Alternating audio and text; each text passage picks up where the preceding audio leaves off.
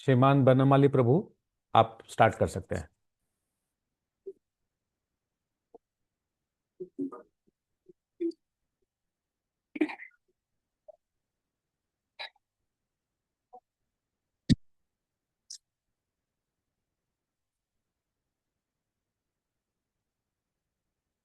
अरे बोल।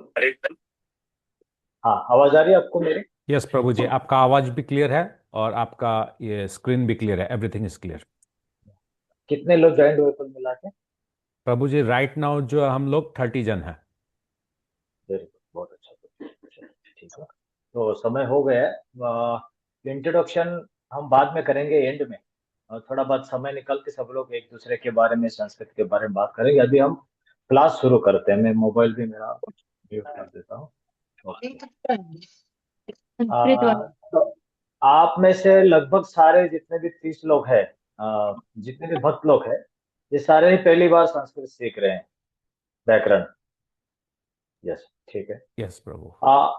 अगर किसी को बहुत ही अत्यावश्यक सवाल आया तो आप या तो हैंड रेज कीजिए, मोहन बाबू देखेंगे, या फिर मोहन बाबू सिग्नल देंगे तो वहां उनको अनम्यूट करके सवाल पूछ लेना। अन्यथा क्लास के एंड में ही हम लोग सारा सवाल का। अच्छा, एक चीज है, आप लोगों को कोई भी प्रश्न आए ना, तो एक नोटबुक में आप अपना प्रश्न लिख लीजिए, बजाय क्लास के बीच में पूछना। एंड में पूछ लीजिए तो आपका ये एक पेपर वर्क हो जाएगा। कोई भी चीज का एक पेपर वर्क करना अच्छा रहता है। कलौ मंद स्मृति तो कले में हमारे याददाश्त कम होने के कारण हम लोग जो भी प्रश्न मन में आता है, वो हो सकता है कि क्लास के अंत में हम भूल जाए कि क्या पूछना था। इसलिए उसको तुरंत आप अलग एक पेज में लिख लीजिए कि मुझे क्या पूछना है क्लास के अंत में, संस्कृत के बारे में और कोर्स के बारे में। ठीक है। तो हरे कृष्णा, आज का प्रथम दिवस है संस्कृत का। तो हम लोग पहले तो आज की क्लास में संस्कृत क्या है, संस्कृत के बारे में, और संस्कृत सीखने के लिए हमें क्या क्या विषय समझना आवश्यक है, इसके विषय में आज की क्लास में हम सीखेंगे। तो संस्कृत परिचय हम लोग शुरुआत करने से पहले माता सरस्वती देवी का वंदना प्रारंभ करते हैं। और मैं श्लोकों का स्तुति करूंगा, प्रार्थना बोलूंगा, आप मेरे पीछे दोहराइए। मोहन प्रभु, आप एक 2 मिनट के लिए श्लोक होने तक जो है सबको अनम्यूट कर दीजिए। उसके बाद हम लोग फिर बाद में म्यूट कर देना। ओके, सबको आप लोग अनम्यूट कर सकते हैं अभी फिलहाल। हाँ, हाँ, प्रभु चलिए जी के ठीक। पीछे पीछे बोलना, साथ साथ में नहीं, प्रभु जी के पीछे पीछे हाँ, जाना है। जैसे हम लोग भागवत में और कथा में क्लास में बोलते हैं, उसी तरह मैं बोलूंगा, मेरे पीछे आप लोग बोलिए एक स्वर में। उसके बाद आप सब लोग अनम्यूट कर दीजिए। या कुंदेन्दु तुषार हार धवला, या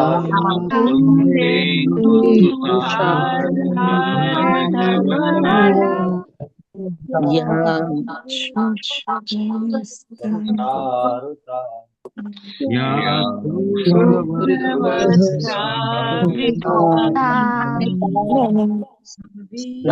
वीणा वरदंड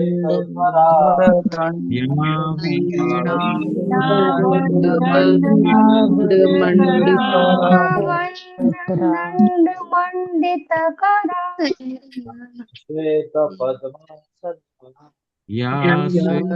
श्वेत पद्मासना या या ब्रह्म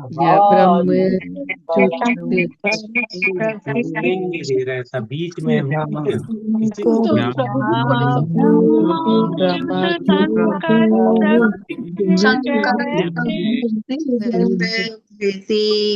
देव देता है।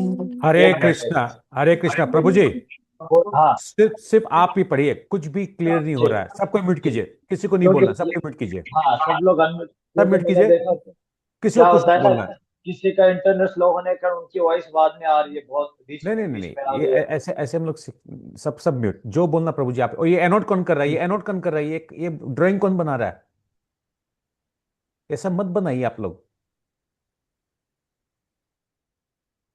ठीक प्रभु है। जी आप हटा तो दीजिए। या ब्रह्माच्युत शंकर प्रभृति भी देवै सदा वंदिता, सा मां पातु सरस्वती भगवती निशेष जाड्यापहा।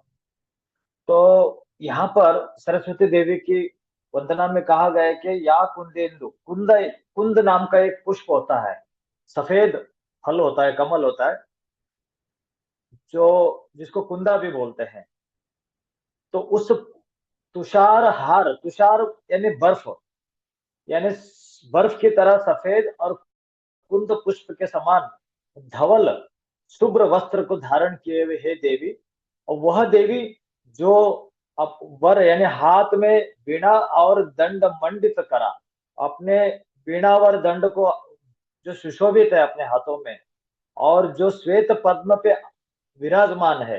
हालांकि चित्र में श्वेत पद्म नहीं दिखाया गया है, लेकिन वास्तविक में श्लोक के हिसाब से देवी सरस्वती का जो चित्र है वो सफेद कमल पे वो विराजमान रहती है। और या ब्रह्मा अच्युत शंकर प्रभुति भी देवई, बोले जो ब्रह्मा शंकर और अच्युत भगवान के जैसे अन्य प्रभुति देवों के द्वारा, यानी जो जितने भी विभूतियां हैं उन सारे समस्त देवी देवता और विभूतियों के द्वारा सदा वंदित है, हमेशा वे स्तुति किया जाता है, उनकी प्रार्थना की जाती है विद्या प्राप्त करने के लिए। सा माम पातु सरस्वती, बोले वह देवी माम पातु मेरी रक्षण करे, सरस्वती भगवती, हे भगवती सरस्वती मेरी रक्षण करे, निशेष जाड्या अपहा, और जो मेरे चित्त में जो जड़त्व है, अज्ञान है, जो निशेष है यानी जो बचा हुआ अज्ञान है, उसको आप क्या कर लीजिए, अपहा यानी नाश कर लीजिए, हरण कर लीजिए। ऐसा इस श्लोक का अर्थ है। और आप जब व्याकरण समझ लेंगे तो आप भी इस तरीके का श्लोक का अनुवाद आप कर पाएंगे बिना कोई उसका टीका और अनुवाद को देखे हुए। तो संस्कृत में संस्कृत का परिचय और इतिहास हम देखते हैं कि संस्कृत आया कहाँ से। ये एक सेकंड प्रभु जी, ये लाल रंग का लाइन जो आ रहा है ना, ये किसने किया, ये हटा दीजिए तो, जिसने भी किया है। ये कैसे हटेगा? जो ये लाल रंग का लाइन गलती से जैसे भी हुआ, इसको हटा दीजिए तो। इसको कैसे हटाएंगे? हरे कृष्णा प्रभु जी, वहाँ इरेजर रहता है। नहीं नीचे काम, हो हाँ गया, चाह हो गया। मेरे से यहाँ से हो गया, मैंने कर। ठीक है, तो संस्कृत में संस्कृत का परिचय, ये मेरे इतिहास। से हो क्या? क्या ये तो रेड रेड ऐसे नहीं पंचायत अपने लोगों करते हैं, ये आइकन ऑन है इसलिए हो रही है। हरी बोल, म्यूट म्यूट म्यूट, सब म्यूट। हो कोई बात नहीं। तो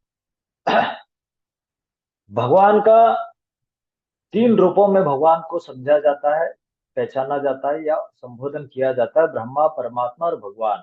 जैसे भागवत में कहा गया है कि वदंति तत्तत्व विदस्तम ब्रह्मेति परमात्मेति भगवान इति शब्द। भगवान को 3 रूपों में जाना गया है, एक ही भगवान अलग अलग 3 रूपों में विद्यमान है। और ये बात कहाँ बताया गया है, कौन बताता है हमें? तो वेद बताते हैं। तो वेदों के द्वारा हम भगवान को समझ सकते हैं। और इन वेदों को 4 विभागों में बांटा गया है, और इन 4 वेदों को समझने के लिए वापस से हमें इन 6 वेद अंगों की आवश्यकता अनिवार्य है। और उन 6 अंगों में भी व्याकरण हमारा प्रथम अंग है। और इस व्याकरण को हम हमारे नीति शास्त्रों में और धर्म ग्रंथों में व्याकरण को वेद का मुख माना गया है। छंदो पादो तु वेदस्य, छंद को वेद के चरण माना गया है। और कल्प को हाथ, और चक्षु यानी जो वेद के चक्षु है, नेत्र है, वो ज्योतिष है। और निरुक्ति को कर्ण माना गया है, कान। शिक्षा को नासिका। और वेद के जो मुख है वो व्याकरण है, यानी व्याकरण को वेद का मुख माना गया है। और यह सारे जितने भी अंग है, ये कहाँ बोला गया है, यानी मैं नहीं बोल रहा, वनमाली गोपाल, ये ब्रह्मलोक में भी इसी तरह धारणा है। सारे देवी देवता व्याकरण को मुख मानते हैं।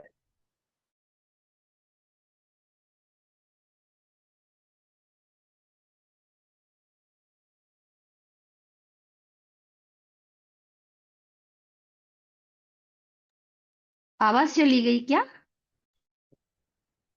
प्रभु जी आवाज चली गई।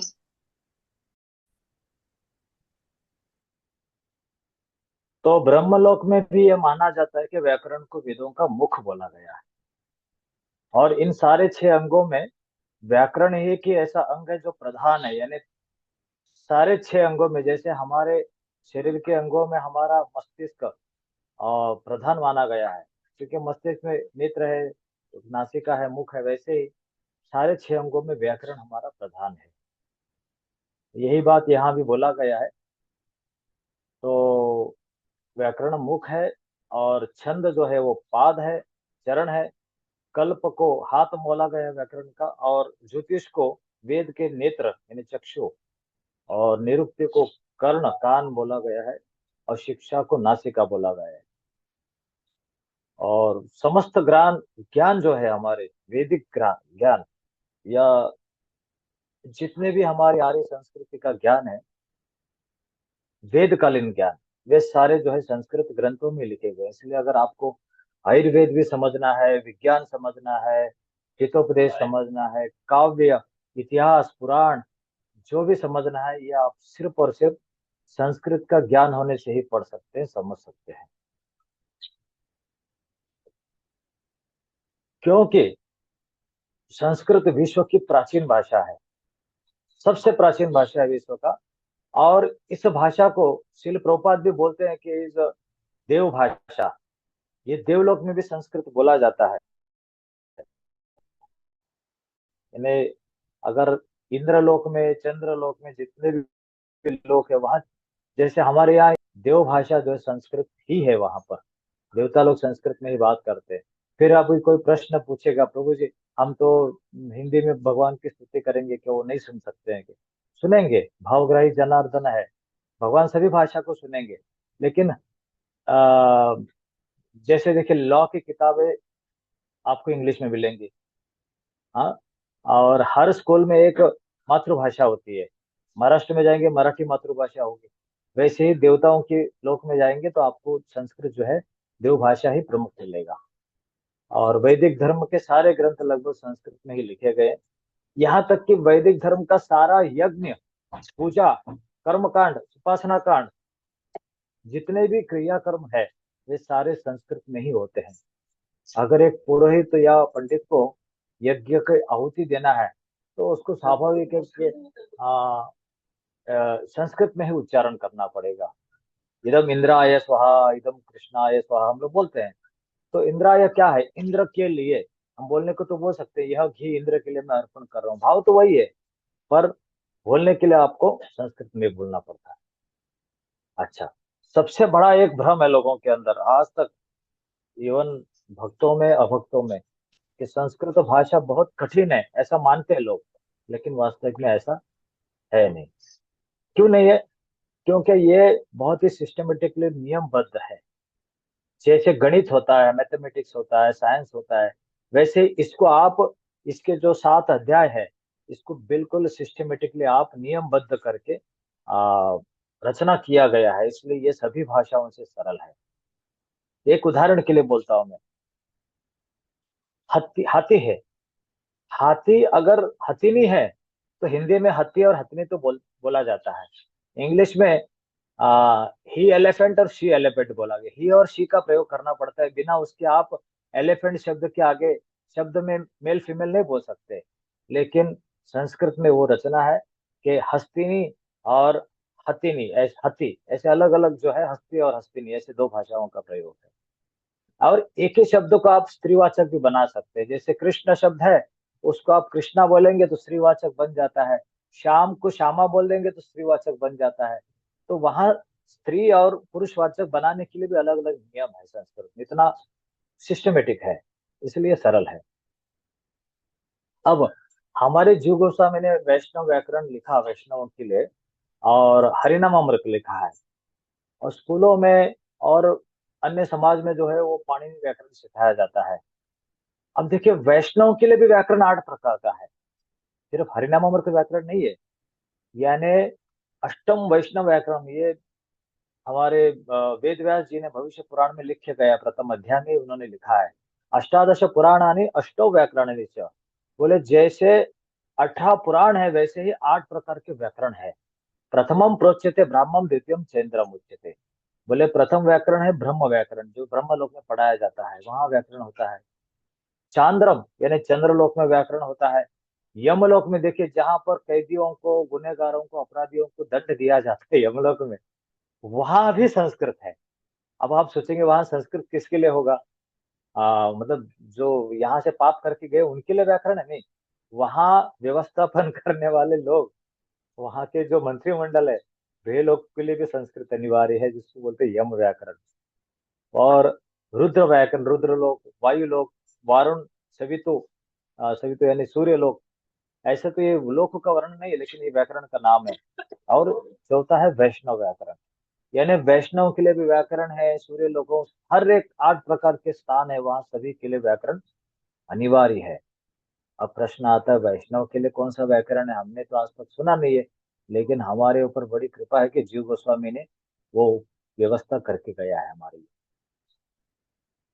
अच्छा, व्याकरण के अभी तक मोटा मोटी जितने भी ग्रंथ लिखे गए व्याकरण के ऊपर, मूल व्याकरण और उनका भाष्य सभी मिलाकर 74 प्रकार के ग्रंथ लिखे गए हैं। 74 प्रकार के व्याकरण के ऊपर, सिर्फ व्याकरण के ऊपर 74 प्रकार के ग्रंथ है। उसमें से सबसे प्रमुख और मुख्य है वो पाणिनि ऋषि का लिखा हुआ अष्टाध्यायी व्याकरण। अष्टाध्यायी यानी 8 अध्यायों में पूरे व्याकरण को उन्होंने कवर कर दिया है, ग्रामर को। उसके बाद राजा भोज के दरबार में एक व्याडी नाम के वैद्य थे, आयुर्वेदिक आयुर्वेदाचार्य। उन्होंने एक संग्रह नाम का ग्रंथ लिखा है, वो भी व्याकरण का आधारित है। फिर पतंजलि ऋषि ने अष्टाध्यायी, पाणिनि ऋषि के लिखे हुए अष्टाध्यायी ग्रंथ के ऊपर एक अपना भाष्य लिखा, जिसको महाभाष्य बोलते हैं। है तो वो व्याकरण ही, लेकिन अध्याय के ऊपर, जैसे भगवत गीता पे श्रील प्रभुपाद जी ने यथारूप नाम का एक टीका लिखा उन्होंने, तो वैसे ही पतंजलि ऋषि ने भी एक महाभाष्य नाम का टीका लिखा अष्टाध्यायी व्याकरण के ऊपर। राजा भर्तृहरि हमने देखा है, राजा भर्तृहरि बहुत बड़े प्रसिद्ध राजा थे। और उन्होंने भी, जब उनका अंदर वैराग्य हुआ अपने पत्नी के प्रति, तो उन्होंने एक वाक्य प्रदीप नाम का ग्रंथ लिखा।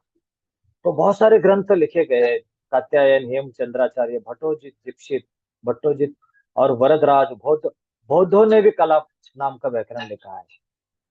आपको सुनकर ये बड़ा आश्चर्य होगा, श्री चैतन्य महाप्रभु गंगादास पंडित के गुरुकुल में पढ़ाई करते थे, बाद में माउंट आबू। चैतन्य महाप्रभु गंगादास पंडित जी के स्कूल में पढ़ाई करते थे व्याकरण, और बाद में उसी स्कूल में वो टीचर बन गए पढ़ाने के लिए। तो वहां पर वो कलाप व्याकरण पढ़ाते थे। कलाप व्याकरण उन्होंने गंगादास पंडित से सीखा, और कलाप व्याकरण ही उन्होंने पढ़ाना शुरू कर दिया, यानी स्टूडेंट टीचर बन गया उसी स्कूल में, उसी विद्यालय में। तो कलाप नाम का व्याकरण। और उसके बाद सर्ववर्मा सातवाहन राजा जो हुए, उनका लिखा हुआ, यानी बड़े बड़े राजा लोग भी व्याकरण लिखे गए, व्याकरण के ऊपर ग्रंथ, कितने बड़े विद्वान रहे होंगे। अब आज के एक आध मंत्री या आप नेता को देख लीजिए, वो तो बड़ा अपराधी है, और चुनाव जीत के वो नेता बन जाता है, लेकिन ज्ञान पूछो तो मूढ़ होते हैं। तो यहाँ पर बड़े बड़े जो आचार्य है, राजा है, वे भी जो है व्याकरण के प्रकांड विद्वान हुआ करते थे। राजा भोज ने सरस्वती कंठावरण नाम का व्याकरण लिखा है।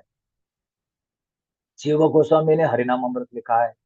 और बहुत सारे, यानी इतने कुल मिला के 74 प्रकार के ग्रंथ हैं। संक्षेप में मैं यही कहना चाहूंगा। अब आते हैं कि संस्कृत तो हमने देख लिया, उसका इतिहास देख लिया, किसने क्या क्या लिखा है हमने देख लिया। अब संस्कृत भाषा क्या है, भाषा किसको बोलते हैं? देखिए, जो मैं बोल रहा हूँ हिंदी भाषा में, हम इसको नाम देते हैं हिंदी। और आप मेरे शब्दों से निकले हुए स्वरों को सुन रहे हैं, वो ध्वनियों को सुन रहे हैं आप, और उसका आपको अर्थबोध हो रहा है। तो ये हिंदी में है। अगर मैं आपको इंग्लिश में बोलता तो उसका अर्थबोध आपको होता। तो मेरे विचारों को आप तक पहुंचने के बाद जो आपको बोध हो रहा है, हाँ, यानी विचारों को समझने का जो माध्यम है, वही भाषा है। मेरे भाव, मेरे विचारों को आप समझ रहे, जो जिस भाषा में समझ रहे, वो आपकी भाषा है, मेरी भाषा है। और वो कैसे आप तक पहुंच रहा है? ध्वनि के रूप में। मैं यहाँ से बोल रहा हूँ वाईफाई से, आपके यहाँ पर वो स्क्रीन पे सुनाई दे रहा है, तो ध्वनि के रूप में ही आ रहा है। और इसी ध्वनि को हम जब लिखेंगे अक्षरों के रूप में, या वर्ण, जिसको वर्ण बोलते हैं, अक्षर बोलते हैं, तो वो अक्षर बन जाता है। संस्कृत भाषा को समझने के लिए और लिखने के लिए जिन आकारों का, जिन चित्रों का प्रयोग किया गया है, चिन्हों का, उसको देवनागरी अक्षर बोला गया है। देवनागरी चिन्ह, जैसे यहाँ आप स्क्रीन पे जो देख रहे हैं, ये है तो हिंदी, लेकिन ये वास्तविक में इसका जो ओरिजिनल है वो देवनागरी अक्षर है। मराठी में भी देवनागरी अक्षरों का वर्णन किया गया है, जिसको हम इन्हीं अक्षरों को आगे चल के लिपि करके नाम दिया गया। लिपि यानी अक्षर। लिपि और भाषा दोनों अलग अलग। भाषा समझने वाली चीज है, लिपि लिखित रूप में समझने वाली भाषा चिन्ह है।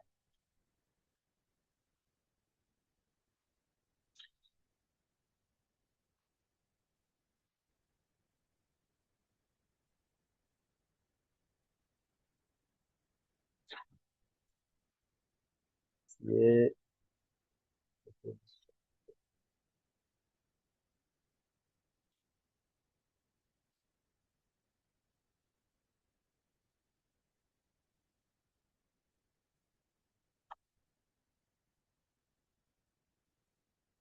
हाँ, ये मैं अपने स्क्रीन से हटा नहीं पा रहा हूँ, किसी ने कुछ लिख दिया है, वो चला गया। भाषा की ध्वनियों को जिन चिन्हों से लिखा जाता है उस लिखावट को ही लिपि कहते हैं। जैसे मैं यहाँ पर जो लिखा हूँ स्क्रीन पे, इसकी जो रचना है उसी को लिपि बोला गया है। अगर इसी को हम इंग्लिश में लिखेंगे तो वो अलग चिन्ह हो जाएगा, तो उसको भी लिपि बोलते हैं। तो बृहस्पति स्मृति में वर्णन है कि लिपि का आविष्कार इंसानों ने नहीं किया है, मनुष्य ने। लिपि का आविष्कार सबसे पहले ब्रह्मा जी ने अपने अक्षरों पत्तों पर लिख के किया है। जब भगवान ने ब्रह्मा जी के हृदय में वेद का ज्ञान दिया, जब वेद उनको सुनाई दिया, तो वे उन्होंने अपने पत्रों पर लिखते गए। ब्रह्मा जी, आपने देखा होगा ब्रह्मा जी के चित्रों में, उनके चार हाथों में ये दो हाथ रहते, एक में कमंडलू, एक में पुष्प, और एक में पत्ते होते हैं, और एक में पेन होता है। तो वो वेद करता ब्रह्मा जी है। और उनकी लिखी हुई लिपि को हम बोलते हैं ब्राह्मी। ब्राह्मी लिपि, जो अभी प्रचलन में नहीं है। ये शुरू में मगध काल में, जहाँ बिहार का मगध है, वहां पर ब्राह्मी लिपि का लिपियां अभी भी लिखने में मिलती है। जो पुरातत्व आर्कियोलॉजी लोग हैं, वे लोग उसको समझते हैं। इसका एक नमूना मैं यहाँ दिखा रहा हूँ आपको स्क्रीन पे। देखिए, उल्टा के यल त्रिकोण। तो त्रिकोण का मतलब क्या है? तो ए। और उल्टा के लिखते हैं तो अ। हाँ, देखिए, इसको इसको अ बोला गया है। और ये ए है। क को देखिए, यहाँ प्लस प्लस के रूप में लिखते हैं, प्लस यानी क। अब कोई कोई पत्थरों में, शिलालेखों में आपको ऐसे क लिखाई देगा, तो फिर क्या है? वो कालिदास लिखा होगा, तो मान लीजिए कालिदास के ऊपर ऐसा चिन्ह लगा देंगे तो वो कालिदास बन जाएगा।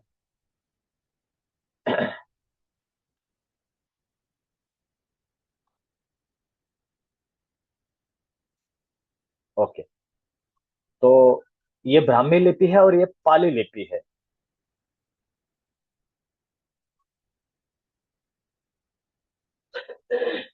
इसको मैं बता देता हूँ। यहाँ पाली लिपि में लिखा हुआ आपको दिखाई देगा। देखिए, पाली लिपि में अ ऐसा लिखा जाता है, यानी उल्टा यू की तरह। क जो है, क भी उल्टा यू की तरह है। तो ऐसे अलग अलग लिपियां हैं। कलिंग लिपि, कलिंग यानी आपको सभी को पता है, राजा अशोक हुआ। कलिंग राज्य का राजधानी उनका राजधानी था। तो वहां उनकी लिपियां ऐसे दिखने में तो केरला आंध्रा जैसा लगता है, साउथ इंडियन जैसा, लेकिन ये कलिंग लिपि है। फिर आता है शारदा लिपि। तो बहुत सारे लिखावट चिन्ह है। लिपि के प्रकार है, देखिए यहाँ पर मैंने एक संक्षेप में आप लोगों को समझ के लिए, देवनागरी, बंगाली और गुरमुखी, गुजराती, ओडिया, तमिल, तेलुगु, कन्नड़, मलयालम, हमारे भारत के ये प्रमुख लिपियां हैं जो हमारे भारत में। इनकी अपनी भाषा भी है और इनकी अपनी लिपियां भी है। तो जम्मू जम्मू कश्मीर में ब्राह्मी लिपि का बहुत सारा प्रचलन अभी भी देखने मिलता है। शारदा, पाली, गुरुमुखी, सिंहली, सिंधु सिंधु नगरी में, वहां पर उनकी लिपियां अलग थी। और देवनागरी, धम्म धम्म यानी बोधि काल में बिहार गया में धम्म लिपियां प्रचलन में थी। मोड़ी लिपि, कलिंग लिपि, द्रविड़, रोमन, ये सारी लिपियां हैं। मतलब इतने भाषा और इतनी लिपियां हैं। उन सब का उगम कहाँ से हुआ है? देवनागरी लिपि से। और देवनागरी का मूल सोर्स है ब्राह्मी लिपि, जो ब्रह्मा जी के द्वारा लिखा गया है। कितना बड़ा इतिहास है संस्कृत का। और हमें स्कूल में बोलते हैं संस्कृत इंग्लिश कंपलसरी है।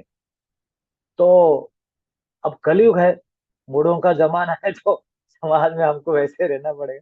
नारद स्मृति में भी लिपि के उद्भव के संबंध में एक श्लोक आया। नारद मुनि लिखते हैं, ना करिष्यति यदि ब्रह्मा लिखितम चक्षुरुत्तमम।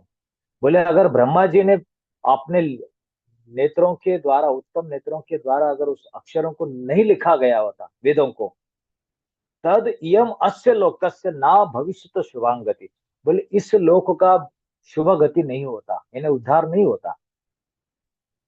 ना भविष्य शुभम शुभांगति, बोले इसका उद्धार नहीं होता। तो ब्रह्मा जी ने लेखन लिख के हमें जो है बड़ा अच्छा। प्रभुपाद जी इसके ऊपर एक लंदन में 9 जुलाई 1973 में जब भगवत गीता का पहला लेक्चर दे रहे थे, प्रभुपाद जी खुद बोले यहाँ पर, Sanskrit is so nice therefore it is called Sanskrit. Sanskrit Sanskrit Sanskrit means reform and the alphabets are called Devanagari. देखिए उसका जो लिपि है, अल्फाबेट्स है, उसको देवनागरी बोला गया है। Devanagari means these alphabets, just like Europe, in the Europe, Roman letters are used. Similarly, in the upper planetary system, these alphabets are used. इसलिए बोलते हैं देवनागरी। देवों की नगरी में जो भाषाओं का, लिपियों का प्रयोग होता है उसको देवनागरी या देवनागरी, दोनों एक ही बात है। Used in the cities of the demigods, and the language is called Sanskrita, the most reformed, and Sanskrit is the mother of all language। बोले सभी भाषाओं की, सभी लिपियों की जननी है Sanskrit. Even in this planet Latin is also derive from the Sanskrit, बोल रहे हैं। अब लैटिन और रोमन शब्द भी जो है संस्कृत से ही आए हैं, यहाँ तक कि बोल रहे इंग्लिश का उगम भी, जिसको म्लेच्छ भाषा बोला गया है, उसका भी उगम संस्कृत से ही हुआ है, ऐसे प्रभुपाद जी बोल रहे हैं, बड़े आचार्य। तो यहाँ तक ये हमारा संस्कृत का इतिहास और संस्कृत का परिचय था। अब यहाँ किसी को कोई प्रश्न है तो पूछ सकते हैं आप। हम इसके अगला सेशन में जाने वाले, तब तक आपको कोई प्रश्न है पूछ लीजिए। मोहन प्रभु हाँ, किसी जी। का कोई प्रश्न तो आप लोग हैंड रेस करके पूछिए, अगर नहीं है तो फिर हम लोग कंटिन्यू करते हैं। नहीं है किसी का कोई प्रश्न, ठीक है। ठीक। तो हमारा संस्कृत कोर्स में हम प्रवेश, अब तक तो संस्कृत का इतिहास समझ लिया आपने, व्याकरण सारे कहाँ से उद्गम हुआ, इतिहास, लिपि, भाषा क्यों आवश्यक है, ये सारा समझ लिया। तो आप में से मुझे लगता है कि बहुत से लोग को पता चल गया होगा संस्कृत सीखने की आवश्यकता क्यों है। अब सबसे पहला आज के समय में लोगों को प्रश्न आता है, प्रभु जी संस्कृत तो हम सीखेंगे लेकिन हमारे लाभ क्या है, इससे पैसा मिलेगा क्या। कुछ लोग सोचेंगे कि प्रभु जी इससे हमें ज्ञान में क्या फायदा होगा, भक्ति में क्या फायदा होगा। ऐसा प्रश्न हो सकता है, क्योंकि कलयुग में लाभ सबसे बड़ा प्रश्न होता है। फल, जैसे गीता में बोला गया, कर्मण्येवाधिकारस्य से माँ फलेषु कदाचन। बोले फल की अपेक्षा मत करो, कर्म करो। लेकिन हम भगवान को पूछते हैं, भगवान फल कहाँ, कब, कैसे मिलेगा वो पहले बताए, कर्म तो बाद में हम कर ही रहे हैं। तो फल बड़ा इंपॉर्टेंट है। तो इसलिए यहाँ लाभ क्या है हम वो भी बता देते हैं, लाभ क्या है इसके, इसी इसमें। ठीक है। इसके लिए हमें पढ़ना होगा संस्कृत के अंग। संस्कृत के लाभ भी सीखेंगे, संस्कृत समझने के लिए उसके कितने अंग है वो है। उसके बाद वर्णों का, अक्षरों का परिचय हमें ही होना जरूरी है। तो संस्कृत के लाभ क्या है, इस टॉपिक पे आते हैं। तो एक बार एक एक नगर में एक बालक को स्कूल में डाले थे उनके पिता। बच्चे लोग को पता है आपको, बच्चे लोग कभी कभी स्कूल जाते नहीं, स्कूल से भाग के घर पे आ जाते हैं। ऐसे बहुत सारे गांव में बच्चे हैं, कितना भी मारो पीटो वो क्या करने, अपना झोला लेके जाते तो है और 20 रास्ते से चकमा दे के आ जाते हैं, या फिर टीचर को बोलते हैं कि मुझे टॉयलेट जाना है, बाथरूम जाओ, वहां से फिर भग मार जाते हैं। तो फिर घर आने के बाद उसके पिताजी बड़े समझदार विद्वान ब्राह्मण थे, तो उन्होंने बेटे को बिठाया, बोले बेटा क्यों आया स्कूल से। बोले नहीं मुझे अच्छा नहीं लगता है। बोले कोई बात नहीं बेटा, कल से स्कूल मत जाना, तो छुट्टी तुम्हारा। तो बच्चा बड़ा हक्का बक्का हो गया, बोले पिताजी स्कूल मना कर रहे हैं, अभी क्या कारण हो सकता है? तो पिताजी उसको बोल रहे हैं, हे पुत्र, यद्यपि बहु ना आदिश्य, बोले यदि तुम बहुत मत पढ़ो, स्कूल मत जाओ, कोई दिक्कत नहीं, छोड़ दो, तथापि पटपुत्र व्याकरण, बोले आप स्कूल मत जाओ, पढ़ाई मत करो, चलेगा, लेकिन व्याकरण पढ़ो। क्यों पढ़ो? क्योंकि कारण बता रहे, स्वजनो स्वजनो माँ भूत सकलम शकलम सत्कृत सत्कृत, बोले अगर आप व्याकरण नहीं पढ़ोगे तो क्या गलती होगा आपसे, क्या अपराध हो जाएगा? बोल रहे कि स्वजन और स्वजन दोनों एक जैसे शब्द है। स्वजन यानी हमारे रिश्तेदार, और स्वजन यानी क्या? था। हाँ, कुत्ता। स्व यानी कुत्ते, और सकलम शकलम, सकल यानी सब, और शकल यानी टुकड़े में बटा हुआ। कितना शब्दों का भेद है, छोटे से शब्द में स और श लगने से दोनों के अर्थ बदल जाते हैं। सकृत शकृत, बोले सकृत का मतलब एक बार, और शकृत का मतलब मल। बोले इसलिए कम से कम तुम्हें समाज में रहना है, लोगों से व्यवहार करना है, तो अपनी भाषाओं को और भाषाओं के तत्वों को समझने के लिए आपको व्याकरण पढ़िए, ताकि आपके मुंह से, पढ़ाई मत करो, मूर्ख बनो, कोई दिक्कत नहीं, दुनिया कुछ भी बोले, लेकिन कम से कम व्याकरण पढ़ो, ताकि आपको व्यवहार ज्ञान हो, शब्दों का ज्ञान हो, आपसे मान सम्मान बना रहेगा। इतना बड़ा बात, इसलिए व्याकरण पढ़ना चाहिए। और हमें क्यों पढ़ना चाहिए? जो गोस्वामी बोलते हैं मंगलाचरण में, प्रथम ही श्लोकों में, हरिनामामृत व्याकरण के प्रथम श्लोक में जीव गोस्वामी ग्रंथ क्यों लिख रहे हैं और व्याकरण क्यों पढ़ना चाहिए, उसका कारण बता रहे हैं जीव गोस्वामी। कृष्णम उपासितुम अस्य सृजम एव नामावलिम तनवे, बोले कृष्ण की उपासना हेतु, कृष्णम उपासितुम, कृष्ण की उपासना हेतु, अस्य इस ग्रंथ का, सृजम एव नामावलिम तनवई, बोले इस कृष्ण की उपासना हेतु इस ग्रंथ का मैं सृजम एव, सृजन कर रहा हूँ, रचना कर रहा हूँ, और ये क्या है?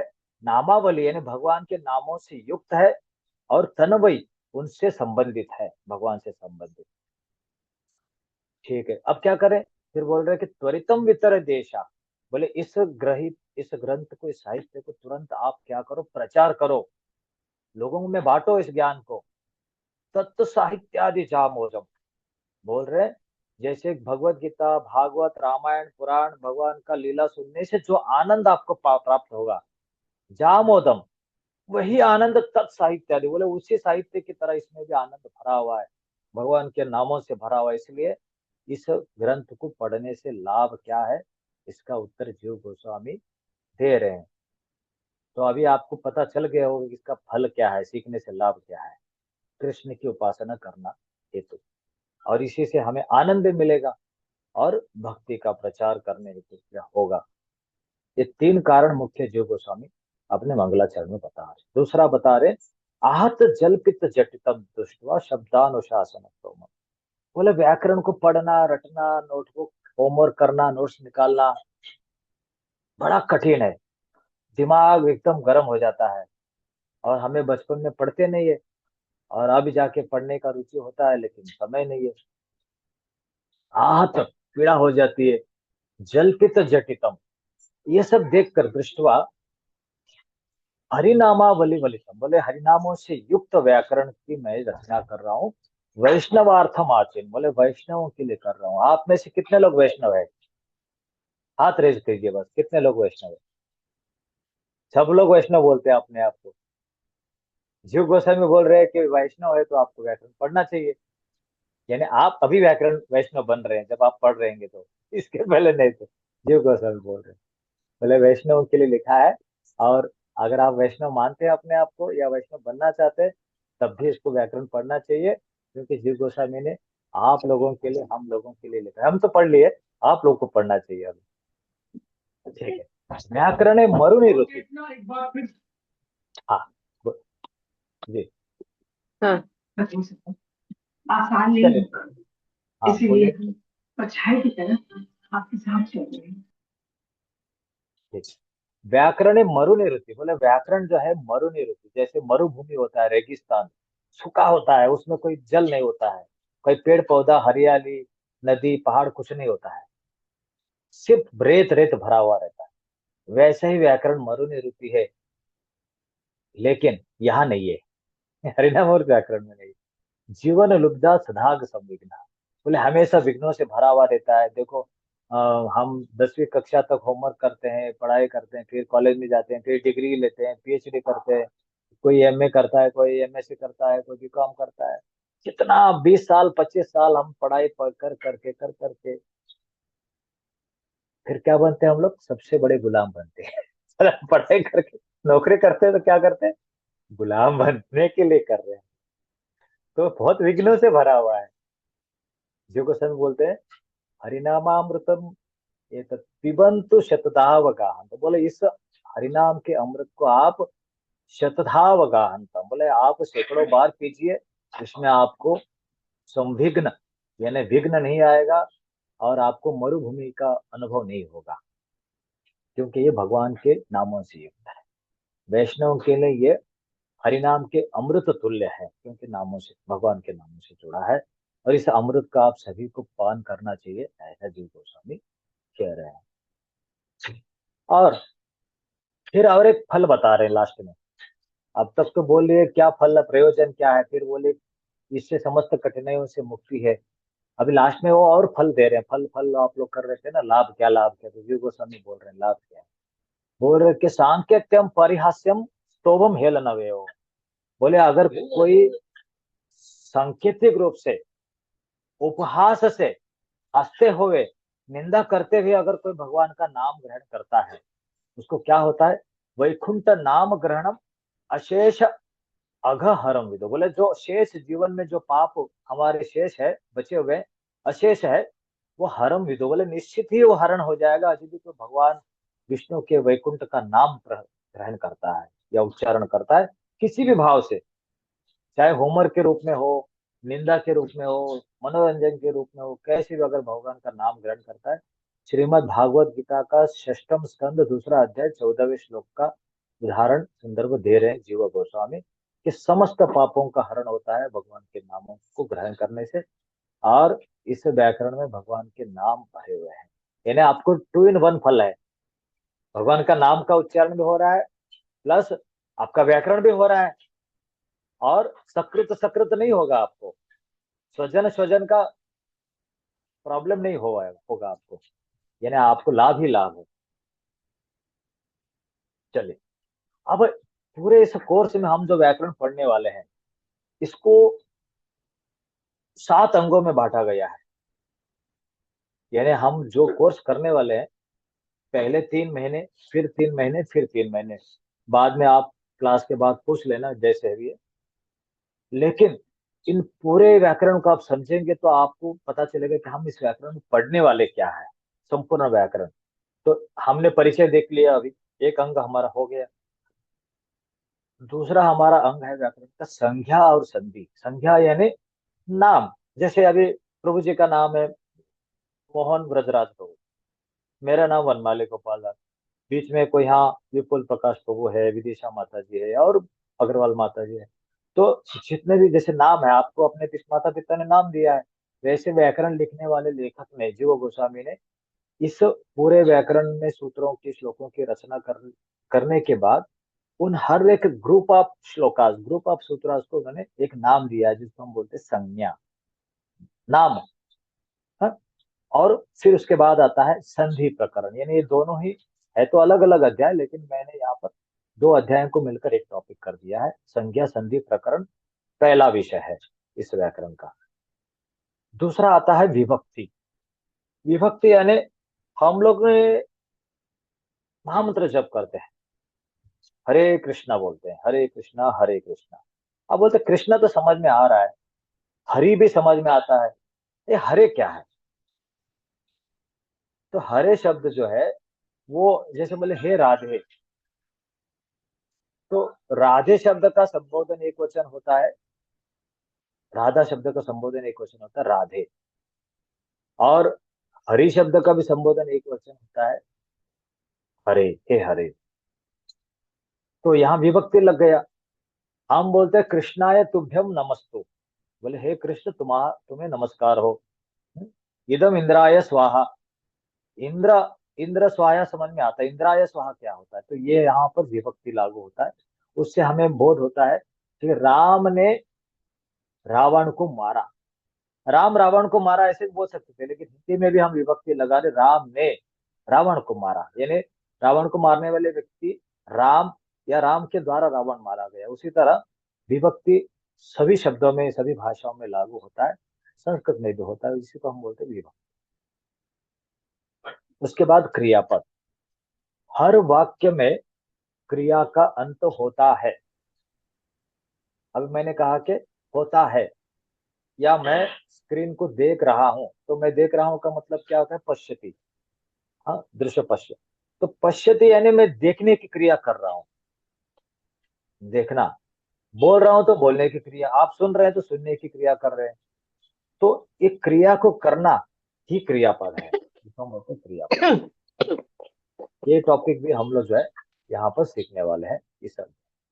उसके बाद एक कारक विषय आता है। कारक को भी मैं आपको इसी, जब हमारा शुरू होगा तो आपको एक क्रम सारा पता चलेगा। कारक और विभक्ति दोनों एक दूसरे से संबंधित है। कृदंत है एक ऐसा है, जैसे मैं जल पीते हुए पढ़ा रहा हूं।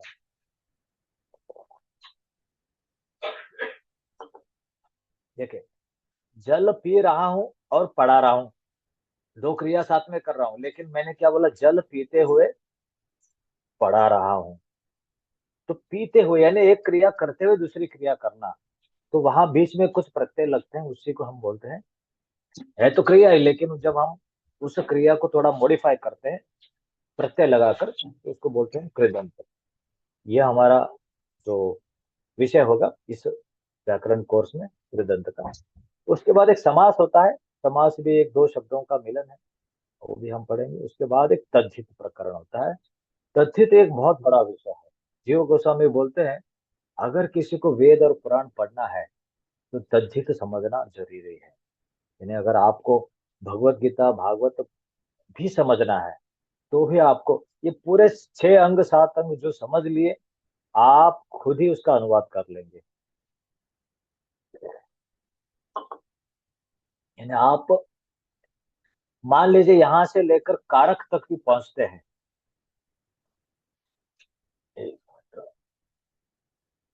इस कारक प्रकरण तक भी आप पहुंचते हैं, तो आप खुद ही भगवत गीता का श्लोकों का अनुवाद कर पाएंगे। आपको अनुवाद या टीका पढ़ने की जरूरत नहीं पड़ेगी।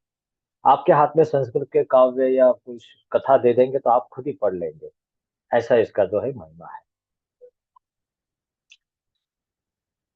अब संज्ञा यही चीज है, मैंने अभी बताया।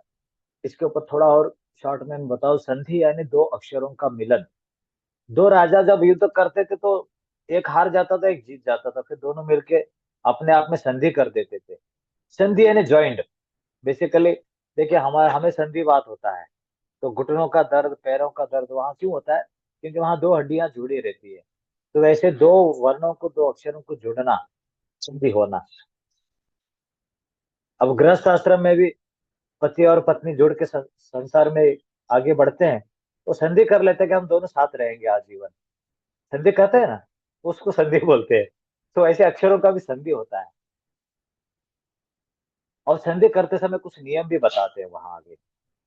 फिर समास यानी दो शब्दों का मिलन। देखिए, दो अक्षरों का मिलन संधि है, और दो शब्दों का मिलन समास कहलाता है।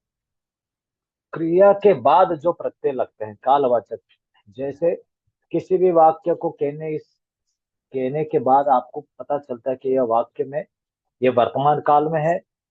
जैसे आप लोग सभी लोग अभी क्लास सुन रहे हैं, सुन रहे हैं ना? कितने लोग सुन रहे हैं? सभी लोग सुन रहे हैं? ऐसे तो नहीं कि कुछ लोग कुछ समझ में नहीं आ रहा है, ऐसा तो नहीं। मोहन नहीं प्रभु। प्रभु जी, सुन रहे नहीं नहीं, प्रभु। सब सुन रहे हो, सबको समझ में आ रहा है Prabhu ji. Very good, very good. तो सुन रहे हैं आपने कहा सभी लोगों ने, तो सुन रहे हैं यानी अभी प्रेजेंट में चल रहा है क्रिया, वर्तमान में। आपने सुन लिया ऐसा नहीं बोले, या सुनेंगे ऐसे भी नहीं बोला, आपने बोला सुन रहे हैं, इसका मतलब प्रेजेंट में क्रिया चल रही है। ये संस्कृत में वह क्रिया कौन से प्रेजेंट में चल रहा है, कौन से काल में चल रहा है, टेंस में, ये समझने के लिए जो प्रत्यय लगता है उसको बोलते हैं क्रियापद। बहुत सरल है, ज्यादा नहीं, ऐसे इतना कंफ्यूज होने की जरूरत। उसके बाद क्रिया से पहले कुछ प्रत्यय भी लगते हैं जिसको हम उपसर्ग बोलते हैं, जैसे आहार विहार प्रहार। देखिए, हार शब्द से आ लग देंगे आहार बन जाएगा, प्र लगा देंगे तो प्रहार बन जाएगा, वी लगा देंगे तो विहार बन जाएगा। आहार विहार प्रहार एक ही शब्द, धातु एक ही है, हार यानी हरण करना, लेकिन उसके आगे अलग प्रत्यय लग गया, उसके अर्थ बदल गए।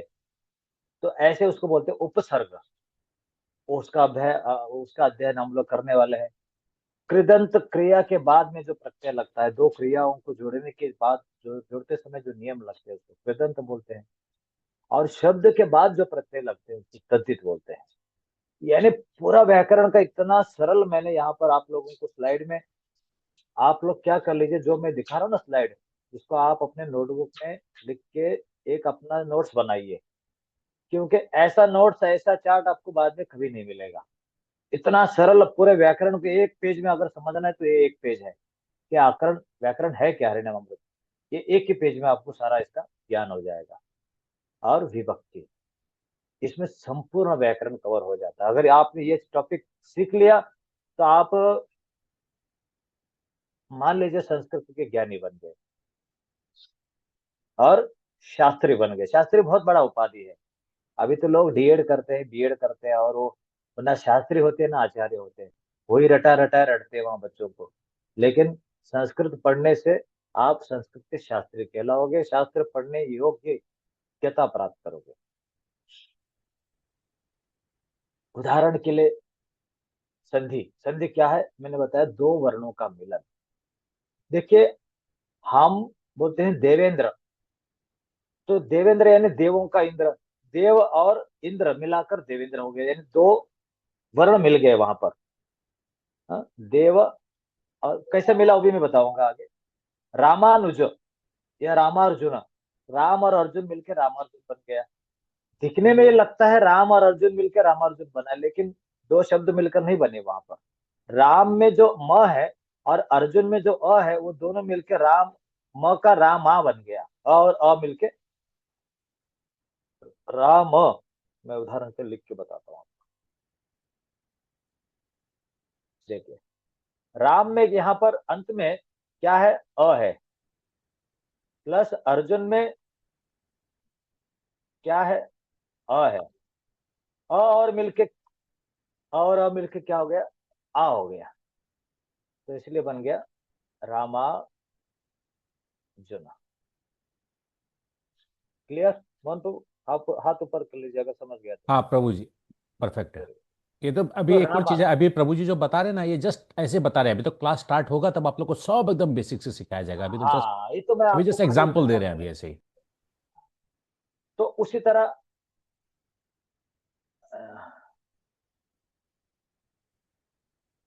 इसको मिटा देते हैं, फिर नया स्लाइड।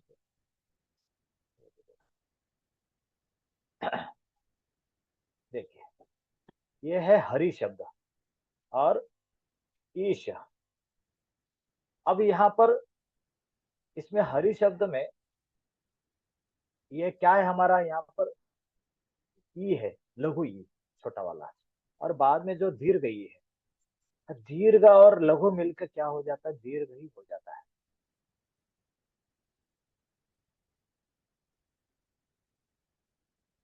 ये दोनों मिलके हमारा बन जाता है, सॉरी, हरीश, दीर्घ ई।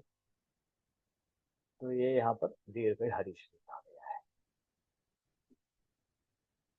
तो दो वर्णों का मिलन संधि कहलाता है। वैसे विद्यार्थी, सूर्यास्तम, देव और इंद्र मिलकर देवेंद्र, तो ये सारा जो है इस संधि में आता है। नियम भी है, कुछ नियम शर्तें हैं, उनको समझना होता है हमको, सीखने वाले हो।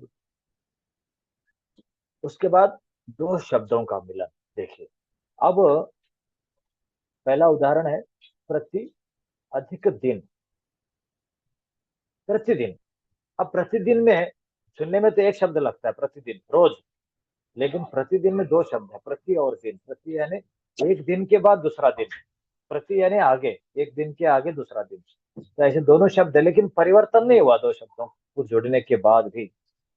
कोई भी स्वर में अक्षरों में वर्णों में परिवर्तन नहीं हुआ, एक जैसे रहे, लेकिन दो मिलकर एक शब्द बन गए प्रतिदिन। देखिए, इसमें ई है, इसमें ई है, लेकिन कोई परिवर्तन नहीं हुआ।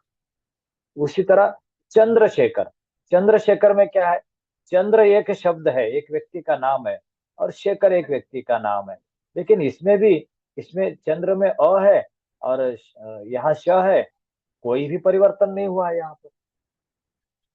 तो परिवर्तन कब होता है, जब एक या दो व्यक्ति मिलकर तीसरा रूप बन जाता है, वहां उसको परिवर्तन हो, यहाँ तो कुछ भी नहीं हो रहा है, इसलिए इसको बोलते हैं समास। दो शब्दों का मिलन होना समास कहलाता है।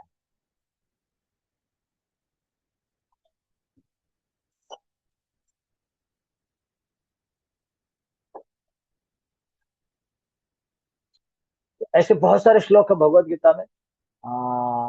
राम का पांडवाश्चैव, पांडवा, पांडवाह और चैव, ऐसे दो शब्द है, तो वहां मिलकर संधि हुआ है।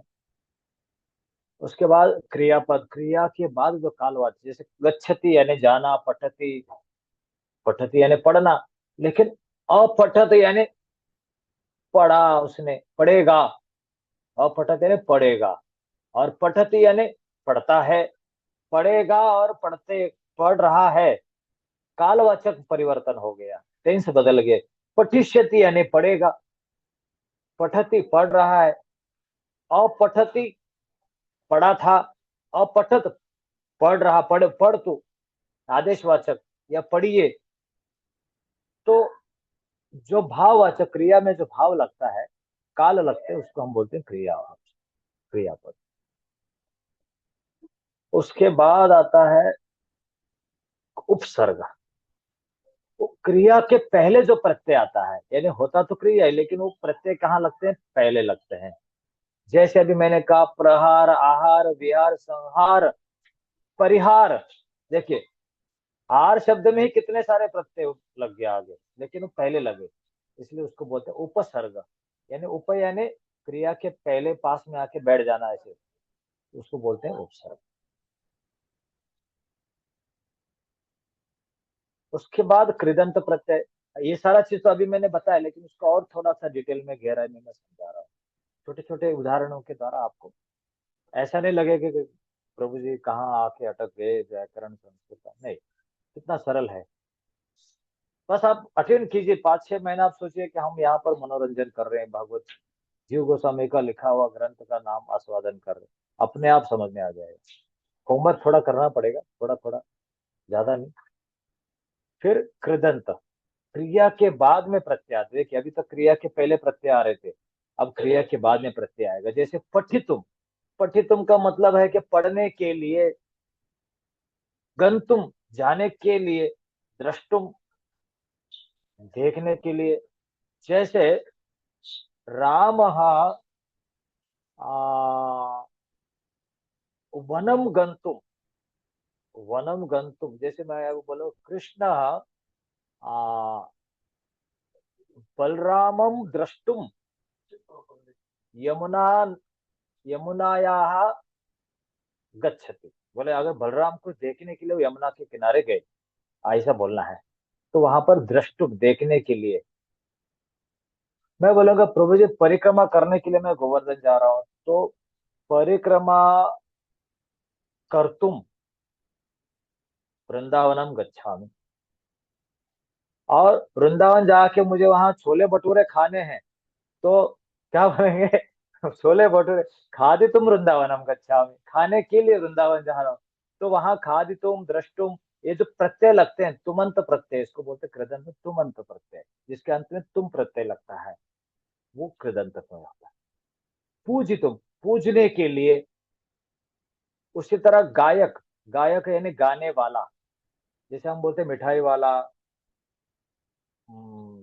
लोहार वाला, पचाने वाला, भोजन, गाने वाला, सिखाने वाला। तो वहां पर गाने वाले को गायक बोलते हैं। तो वहां क्रिया, क्रिया में जो बाद में प्रत्यय लगते हैं, वहां से उसका कर्ता बन जाता है। तो ऐसे प्रत्यय भी जो हम लोग कृदंत में पढ़ने वाले हैं। यानी आपने व्याकरण पढ़ लिया तो समझ में कुछ भी बचता नहीं है, कुछ भी आपको शास्त्र पढ़ने में कोई दिक्कत नहीं। ये जो शब्द आपको कठिन लग रहे, वहां आपको लगेंगे इतना सरल था, हमें पता ही नहीं चला। तद्धित में, अच्छा अभी तक तो क्रिया के बाद में पहले प्रत्यय लग रहे थे, अब शब्दों के पहले या बाद में प्रत्यय लगेंगे, शब्दों के बाद में प्रत्यय लगेंगे खास करके। जैसे उसको बोलते हैं तद्धित। तद्धित अध्याय में हमारा ये चीज होगा। जैसे हमने देखा हो कि हम पढ़ते हैं कि यादव, यादव शब्द हम सुनते हैं, राम प्रकाश यादव, या यदुवंशी हम बोलते हैं, यदुवंशी से यादव बना है। यादव शब्द आया कहाँ से? रघुवंशी से राघव, यदुवंशी से यादव, पार्थ से पृथा से पार्थ, कुंती से कौंतेय, और विष्णु से वैष्णव, शिव से शैव, और राधा, राधा से राधेय। ये शब्द आए कहाँ से? गुरु से कौरव। कैसे बनते हैं ये शब्द? तो यहाँ तद्धित प्रकरण में आता है, जब किसी भी शब्द के आगे अण प्रत्यय लगता है। अलग अलग प्रत्यय है, तो यदु उसमें अण प्रत्यय लगने के बाद वो यादव बनता है, मधु के बाद माधव बनता है। अब माधव शब्द हम बोलते हैं, माधव यानी कृष्ण का नाम है। ना ना ना, माधव कृष्ण का नाम नहीं। माधव शब्द उनको मिला हुआ है कहाँ से? मधु राक्षस का वध करने के कारण। मधु कैटभ सुने ना नाम, ब्रह्मा जी के शुरू में जब ये हुआ था, तो वैसे दाशरथी, दशरथ पुत्र का, दशरथ महाराज के पुत्र होने के कारण उनको दाशरथी नाम पड़ा। दिति के पुत्र होने के कारण दैत्य नाम पड़े, दिति के पुत्र होने के कारण। वैसे ही आदित्य के पुत्र होने के कारण आदित्य नाम पड़े। तो आदित्य सूर्य देव का नाम है वैसे तो, लेकिन वो है तो दिति के, आदित्य के पुत्र, इसलिए और उसमें भी 12 आदित्य है। देखो कितना मतलब कितना साइंटिफिक है। आप लोग शास्त्र ऐसा रटेंगे, भगवत गीता में आप बोलेंगे सब लोग कितना बढ़िया क्लास देते हैं प्रवचन, लेकिन कभी जब व्याकरण पढ़ेंगे तब। विभक्ति, क्रिया के साथ संबंध रखने वाले चिन्हों को विभक्ति बोलते हैं। जैसे कृष्ण, कृष्ण, कृष्णम, कृष्णेन, कृष्णस्य, कृष्णाय, ऐसे हम लोग सुनते हैं भगवत गीता में और कई जगह भागवत में। ये क्या है? ये विभक्त है तो एक कृष्ण शब्द को अलग अलग विभक्ति लग के प्रयोग बनता। कृष्ण यानी कृष्ण के द्वारा, कृष्णस्य, कृष्ण का, कृष्णाय, कृष्ण के लिए। हम जब आहुति देते हैं यज्ञ में, हम बोलते हैं इदम इंद्राय स्वाहा, यह इंद्र के लिए स्वाहा, यानी हम यह इंद्र को अर्पण कर रहे हैं। इदम चंद्राय स्वाहा।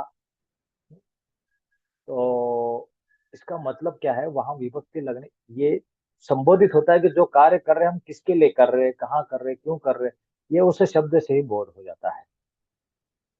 ये विभक्ति पढ़ने से ज्ञान होगा हमें इसका। उसके बाद आता है कारक। कारक ये विभक्ति का ही एक दूसरा रूप है। उसमें क्रिया और कर्ता, कर्ता और क्रिया का बीच में जो कनेक्शन है वो दर्शाता है। वो हम जब पढ़ेंगे तो आपको उदाहरणों के द्वारा वहां पर पता चल जाएगा। अच्छा, मैं यहाँ पर पूरे कोर्स को कुछ क्लासेस में डिवाइड किया हूँ। ये पहले का है, पहले कोर्स जब किया करता था, हो सकता है अभी थोड़ा चेंज हो, लेकिन पहले जो दो दो क्लास होते हैं हमारे, ये हमारा संस्कृत का परिचय और प्रवेश, ये वहाँ दो, आज तो एक में हो गया क्योंकि हम इसको पहले का है, इस हिसाब से नहीं है। और संज्ञा प्रकरण में पूरा एक क्लास, हो सकता है दो भी करना पड़े वहाँ। अगर आप लोग समय पे होमवर्क करते हैं और समझते हैं, हमारा सही ढंग से चला, आपको रुचि आया, हो सकता है वहाँ एक में ही कंप्लीट हो। वैसे हमारे मोहन प्रभु ने क्लास का समय रखा है शायद 8 बजे से 9:30 बजे तक, 1.5 घंटा। Is it right Prabhu? Yes, right, correct Prabhu. हाँ, तो 1.5 घंटे में हमारा, अभी जैसे 8:10 को हमने चालू किया था, स्टार्ट करते करते 8:30 बज गया था, तो 9:20 हो गया है। तो 1 घंटा में हमने ऑलमोस्ट कवर कर लिया। तो संख्या प्रकरण हो सकता है कि हमारा 1.5 घंटे में कवर हो जाए। हम समय से बाधित नहीं है। हम किससे बाधित है? हमें ज्ञान लेना है, सभी को लेना है कि नहीं? क्या सिर्फ टाइम दे के, घड़ी दे के सो जाना है प्रसाद लेकर? आप लोग सीखना चाह रहे हैं या घड़ी घड़ी को समझना चाह रहे हैं? हाँ, अनम्यूट करके बोलिए, कोई दिक्कत नहीं। सीखना है या घड़ी को है प्रभु जी। सीखना है सीखना है घड़ी को नहीं, घड़ी को नहीं देखना है ना। नहीं प्रभु जी। नहीं प्रभु 11 बजे तक करे आज। बिल्कुल प्रभु जी। आराम से भारी भारी मन से बता रहे आप लोग, चलो कोई दिक्कत नहीं, वैसे तो हो गए। तो ओके, तो स्वर संधि थोड़ा बड़ा प्रकरण है, इसलिए हम लोग इसको 5 क्लास में कवर किए। ऐसे मिला के सब मिला के जो है 20 क्लास जो है 20 वर्ग, यानी अगर हम महीने में 2 और 3 क्लास 8 भी क्लास करते हैं महीने में, तो हमारे लगभग 2 महीने में जो है क्लास हो जाते हैं पहला सेशन। और उसके बाद ये सारे आप नोट्स के मतलब समझ लीजिए, बाकी इसके हिसाब से हम चलेंगे नहीं, ये तो समय परिस्थिति के हिसाब से रहेगा। मुख्य मुख्य रूप से मैंने इसका डिवाइडेशन किया हुआ है।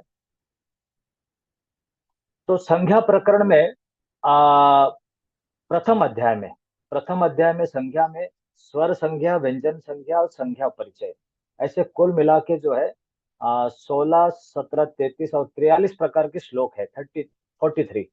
43 श्लोकों को संज्ञा प्रकरण में कवर किया गया है। उसका एक चार्ट है, एक चार्ट में आपको सारा ही पूरा अध्याय पूरे 43 श्लोकों को आपको वहां समझ में आ जाएगा, एक ही चार्ट में।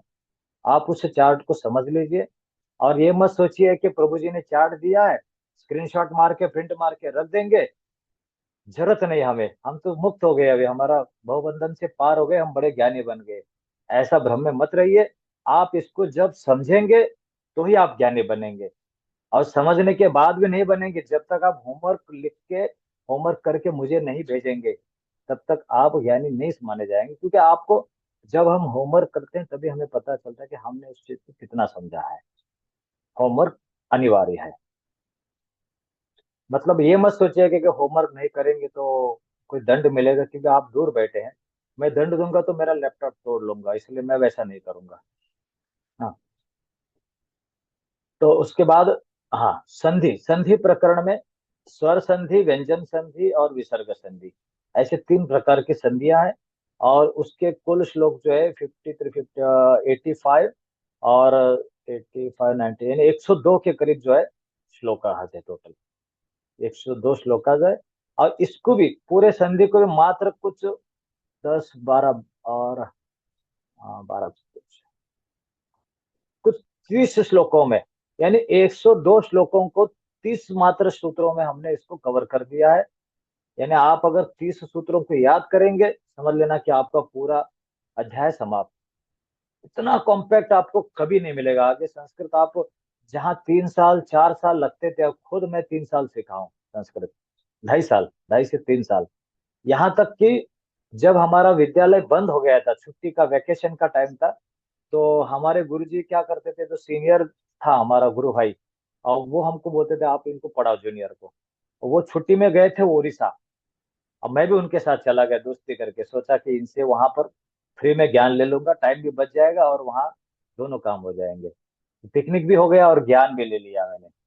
तो ज्ञान का लोभ होना चाहिए अगर आपको ज्ञान लेना है तो, भक्ति का लोभ होना चाहिए अगर भगवान का प्रेम प्राप्त करना है तो, और अगर अमीर बनना है तो धन का लालची बनना पड़ेगा आपको। हाँ, और अगर स्वास्थ्य बनाना है तो भोजन का लोभ करना पड़ेगा। तो ऐसे ही आप संस्कृत सीख रहे हैं, अगर आपको ज्ञान का प्राप्त करना है तो आपको ज्ञान का लोभी बनना पड़ेगा। देखना पड़ेगा कि 8 बज गए, प्रभु जी क्लास शुरू हो जाएंगे, अगर मैं 5 दिन 5 मिनट भी लेट मिस करूंगा तो मेरा सारा क्लास छूट जाएगा। और अगर मैं होमवर्क नहीं करूंगा तो फिर मुझे समझ में नहीं आएगा, मुझे दूसरे को पूछना पड़ेगा, और मेरे एग्जाम होंगे तो मुझे दूसरे के स्क्रीन में झांकना पड़ेगा। तो इसलिए ऐसा नौबत नहीं आए, तो आप कोशिश कीजिए कि टाइम टू टाइम आइए, एक दिन भी मिस मत करिए, और होमवर्क करिए और शॉर्ट में पढ़िए, आपका काम आसान हो जाएगा। ठीक है।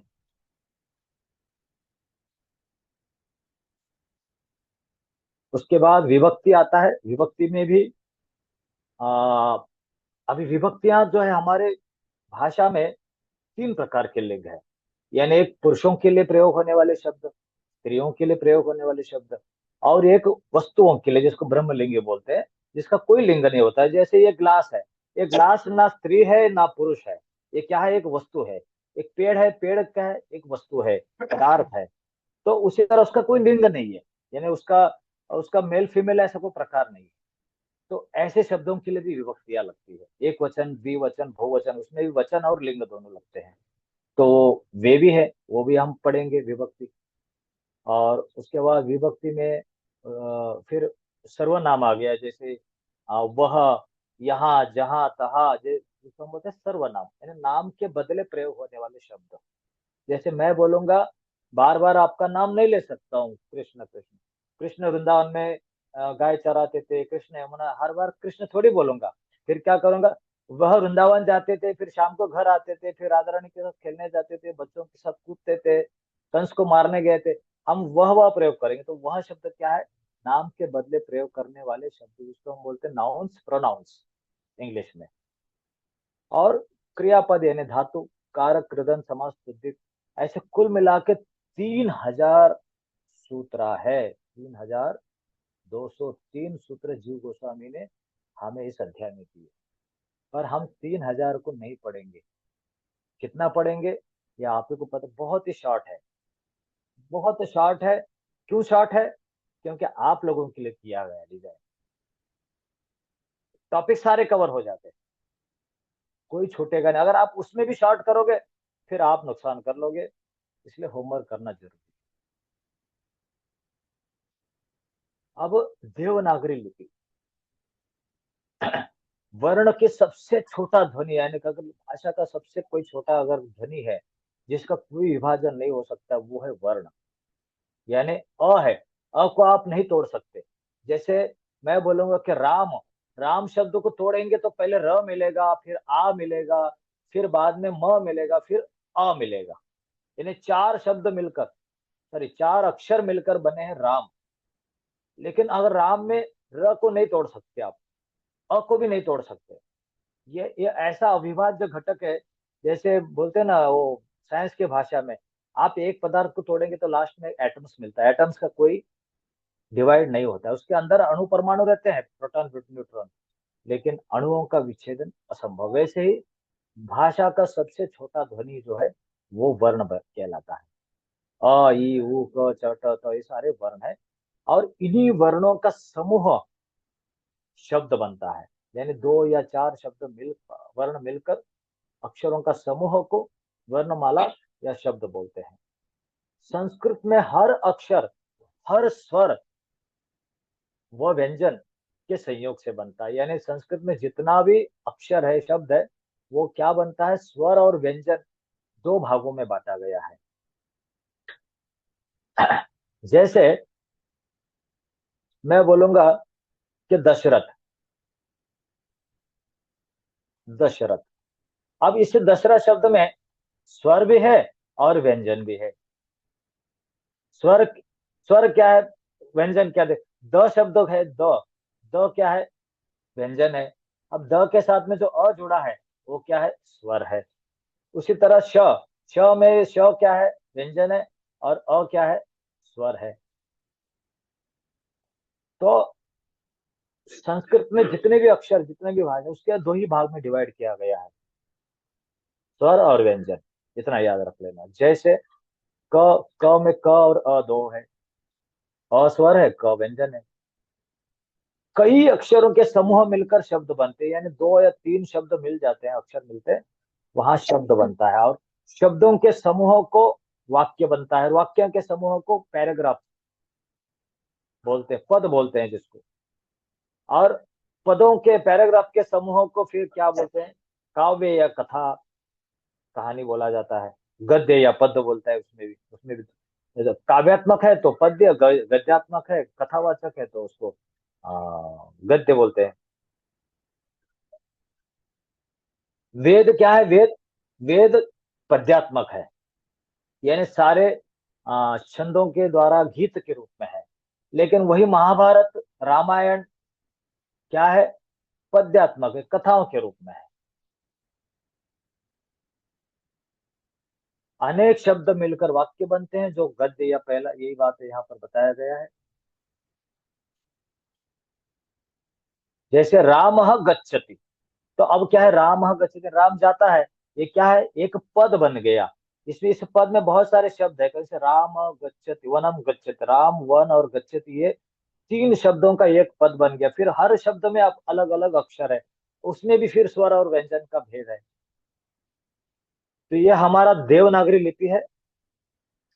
अ अ आ ई ओ रे रे ले ली, ये ऐ ओ आहा, ये हमारे जो है कितने हुए, 14 हमारे स्वर हो गए।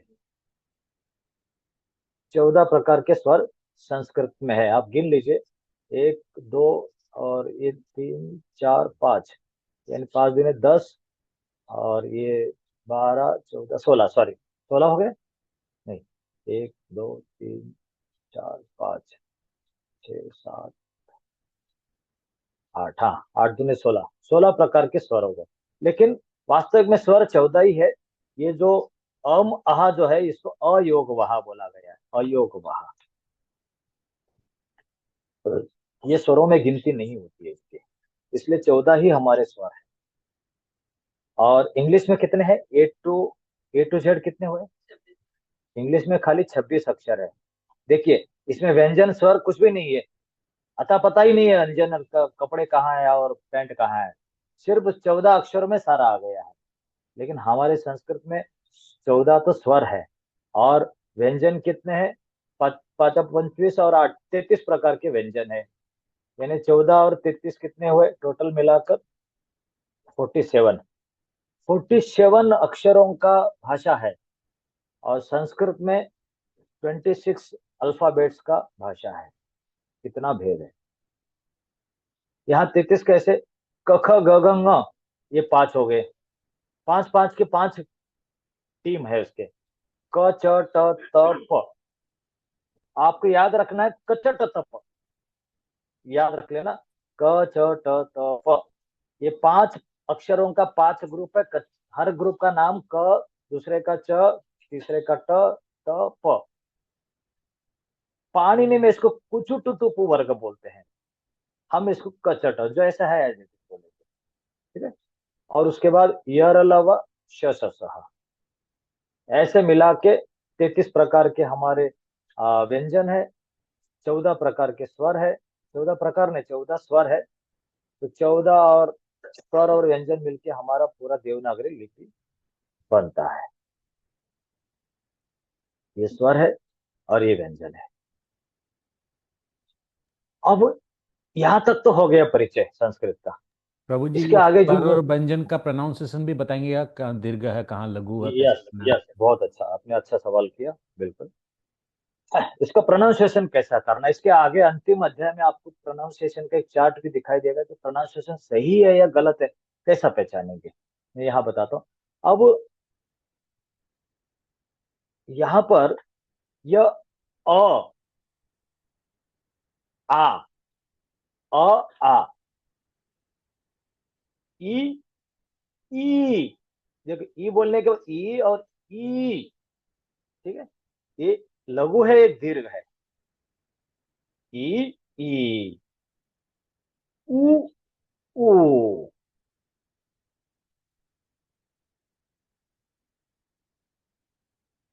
ऊ ऊ, री री, ऋषि में कर री। अब कृष्ण में, हम कृष्ण में यही रू लगता है, लेकिन हम क्या बोलते हैं, KRISHN, क्री कर देते हैं उधर, क्री यानी ये क्री। ये पूरा गलत है, उच्चारण ही गलत है, हम लोग को पढ़ाया गया इंग्लिश में। लेकिन वास्तव में वहां क्या होता है, ऋषि में का रू, यानी वास्तविक उच्चारण हे कृष्ण, क्रो आना चाहिए, क्योंकि वहां रुकार लगा हुआ है नीचे।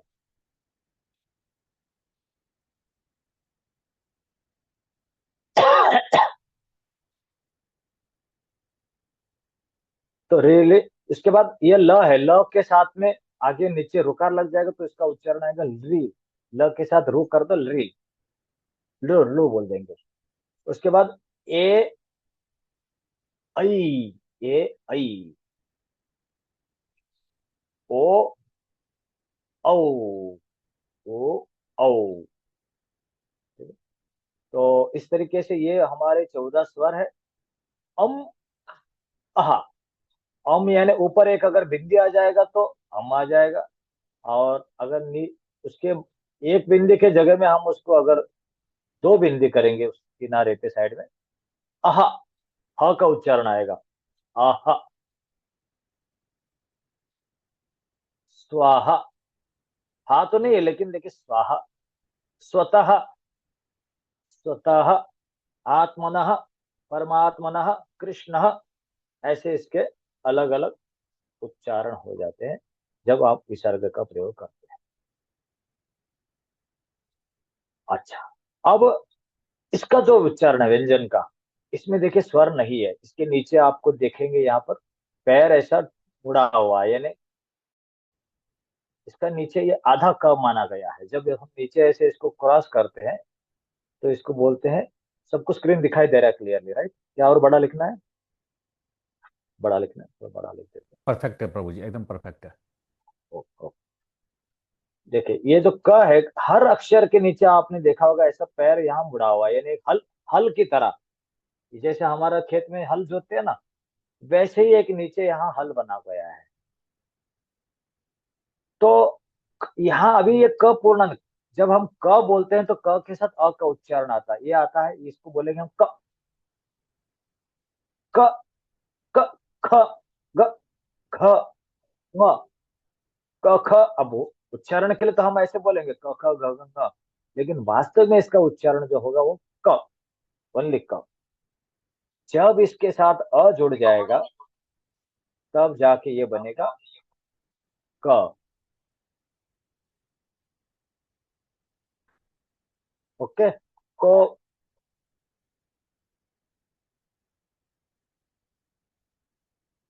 क, ख, ग, घ, ङ, छ, छ, ज, झ, ञ, ट, ठ, ड, ढ, ण। देखिए ङ,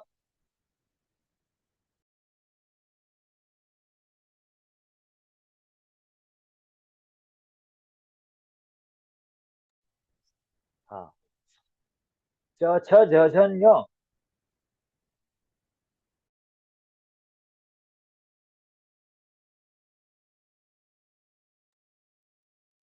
च, छ, ज, झ, ञ, ट, ठ, ड, ढ, ण, त, थ, द, ध, न, प, फ, ब, भ, म। देखिए ये सारे उच्चारण आप देखिएगा नासिका में से आएंगे आपको, क, ख, ग, घ, ङ, ट, ठ, ड, ढ, ण। तो यहाँ उच्चारण एक अलग हो जाता है। फिर बाद में य, र, ल, व, श।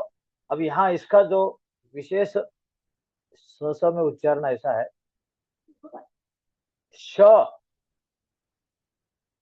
श, स, ह। स में तीन है, एक एक बड़ा श है, उसके बाद एक षटकोण वाला श है और एक दूसरा स है। अब इन तीनों का भेद समझना है, हम आगे वाले स्लाइड में समझेंगे, आपको कैसे क्लियर हो जाएगा वहां पर। ये दो अक्षर बाकी अयोग वहा है। अब फिर आते हैं कि अभी तक तो हमने बोला कि अक्षर दो प्रकार के हैं, लेकिन अब जो दो अयोग वहा थे, अमहा, उसको अगर पकड़ेंगे तो वर्ण हमारा तीन प्रकार का माना जाएगा, स्वर, व्यंजन और अयोग वहा। 14 स्वर, 33 व्यंजन और अयोग वहा दोनों अक्षर, ये मिला के हो गए आपके तीन प्रकार के वर्ण। कुल मिला के 49 प्रकार के, यानी 49 प्रकार के वर्ण है संस्कृत भाषा में। लेकिन स्वर की सहायता से ही व्यंजन का उच्चारण, व्यंजन का आप उच्चारण कभी भी नहीं कर सकते। क का उच्चारण कर ही नहीं सकते आप, क, ख, ग, घ, उसके साथ व्यंजन लगा के ही उच्चारण किया जाता है, इसलिए उनको अधूरा बोला गया है, यानी पूर्ण स्वर नहीं है वो, पूर्ण अक्षर नहीं हो सकता है, वो हमेशा स्वर के पराधीन रहता है। जीव गोस्वामी उसके लिए एक बात बोलते हैं, जैसे व्यंजन यानी विष्णुजन और स्वर यानी सर्वेश्वर। जीव गोस्वामी स्वर को बोलते हैं सर्वेश्वर। देखिए आ स्वर को उन्होंने नाम दे दिया सर्व ईश्वर, बोले सभी के ईश्वर सर्वेश्वर। और व्यंजन को उन्होंने नाम दिया विष्णु जन, विष्णु के जन। अब बोल रहे हैं कि विष्णुजन जितने भी समस्त जीव है दुनिया में, वे सारे ही ईश्वर के अधीन है, भगवान के अधीन है। किसके? सर्वेश्वर के। क्योंकि सर्वेश्वर के बिना उसका उच्चारण ही संभव नहीं है। क ख ग घ का उच्चारण आप कर ही नहीं सकते बिना स्वर या बिना सर्वेश्वर का। कितना सोच के नाम दिया है उन्होंने जीवो गोस्वामी ने। यानी स्वर को सर्वेश्वर बोल दिया, समस्त देवताओं समस्त अक्षरों का ईश्वर, उसके ही सारे पराधीन है, इसलिए उसको विष्णुजन नाम दे दिया है। और उसके बाद अयोग वहा। अब आते हैं कि इसका उच्चारण स्थान कैसे पता चलेगा कि मैं सही बोल रहा हूँ, आप गलत बोल रहे हैं, आप सही कह रहे हैं। क्योंकि दक्षिण भारत में जाएंगे, वहां के पंडितों का अलग उच्चारण भाषा होता है, उनका उच्चारण स्पष्ट होता है। नॉर्थ में जाते हैं तो वे अलग अलग बात करते हैं, यहाँ उड़ीसा की तरफ जाते हैं वहां अलग बात करते हैं लोग, सभी का उच्चारण अलग होता है। इसलिए एक पैरामीटर बताया गया कि कौन से अक्षरों का उच्चारण कहाँ से करना चाहिए। यहाँ बोल रहे हैं अ आ क वर्ग, यानी क ख ग घ ङ, क ख ग घ ङ,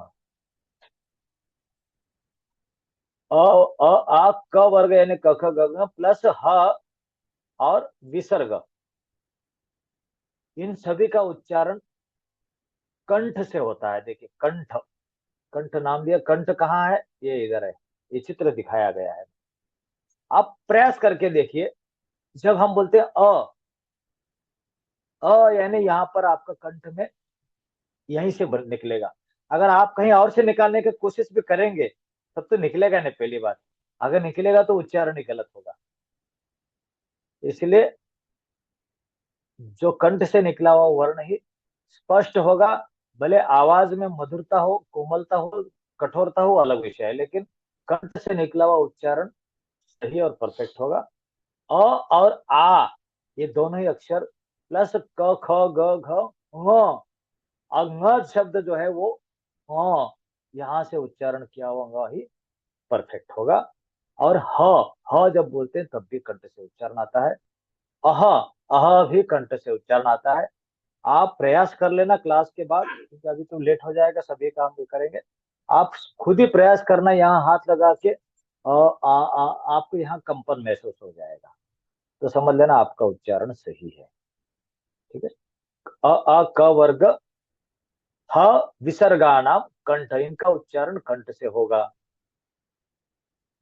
उसके बाद ई ई च वर्ग यशानाम तालु हो। ई ई, अब तालु क्या है? तालु यानी आपके, जैसे मैं यहाँ ड्राइंग करके बता रहा हूँ, देखिए आपका ये एक जीवा है, और ये आपका मुख है, और ये नीचे आपका दांत है, और ये आपका नासिका है। अब जीवा के ऊपर वाला जो छत है, मुंह के अंदर ऊपर वाला छत, जहां यानी ऊपर के दांत के पीछे का हिस्सा, मुंह के अंदर एक कैविटी, गुफा जैसा, तो गुफा का ऊपर का जो छत है उसको बोलते हैं तालु। और वहीं से ई, अब जैसे ई बोलोगे तो देखना यहाँ से हालांकि जीवा लगती नहीं वहां पर, लेकिन ई का उच्चारण ई ई। च च बोलते हैं आपको जीवा ऊपर चली जाएगी। च यानी जीवा को बेंड करके, ऐसा बेंड करके ऊपर की तरफ लगता है च। यह बोलते भी ऊपर के जगह स्थान से। श, अब आते श। श जो उच्चारण है पहला वाला श, शाहपुर का श, या फिर शाहजहां वाला, या कोई भी श, वो श का उच्चारण तालु से, उसको बोलते हैं तालु, तालु से उच्चारण होता है। उसके बाद आता है ओष्ट।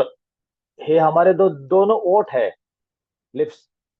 उ उ प वर्ग, प वर्ग यानी प प ब भ म, म बोलते हैं तो दोनों ओठ जुड़ जाते हैं। प बोलेंगे प, देखिए दोनों, आप एक ओठ को पकड़ के लगे प बोल ही नहीं पाएंगे आप। कोई है हम में से इतना ज्ञानी जो बिना एक ही ओठ से उच्चारण करे? नहीं कर पाएंगे।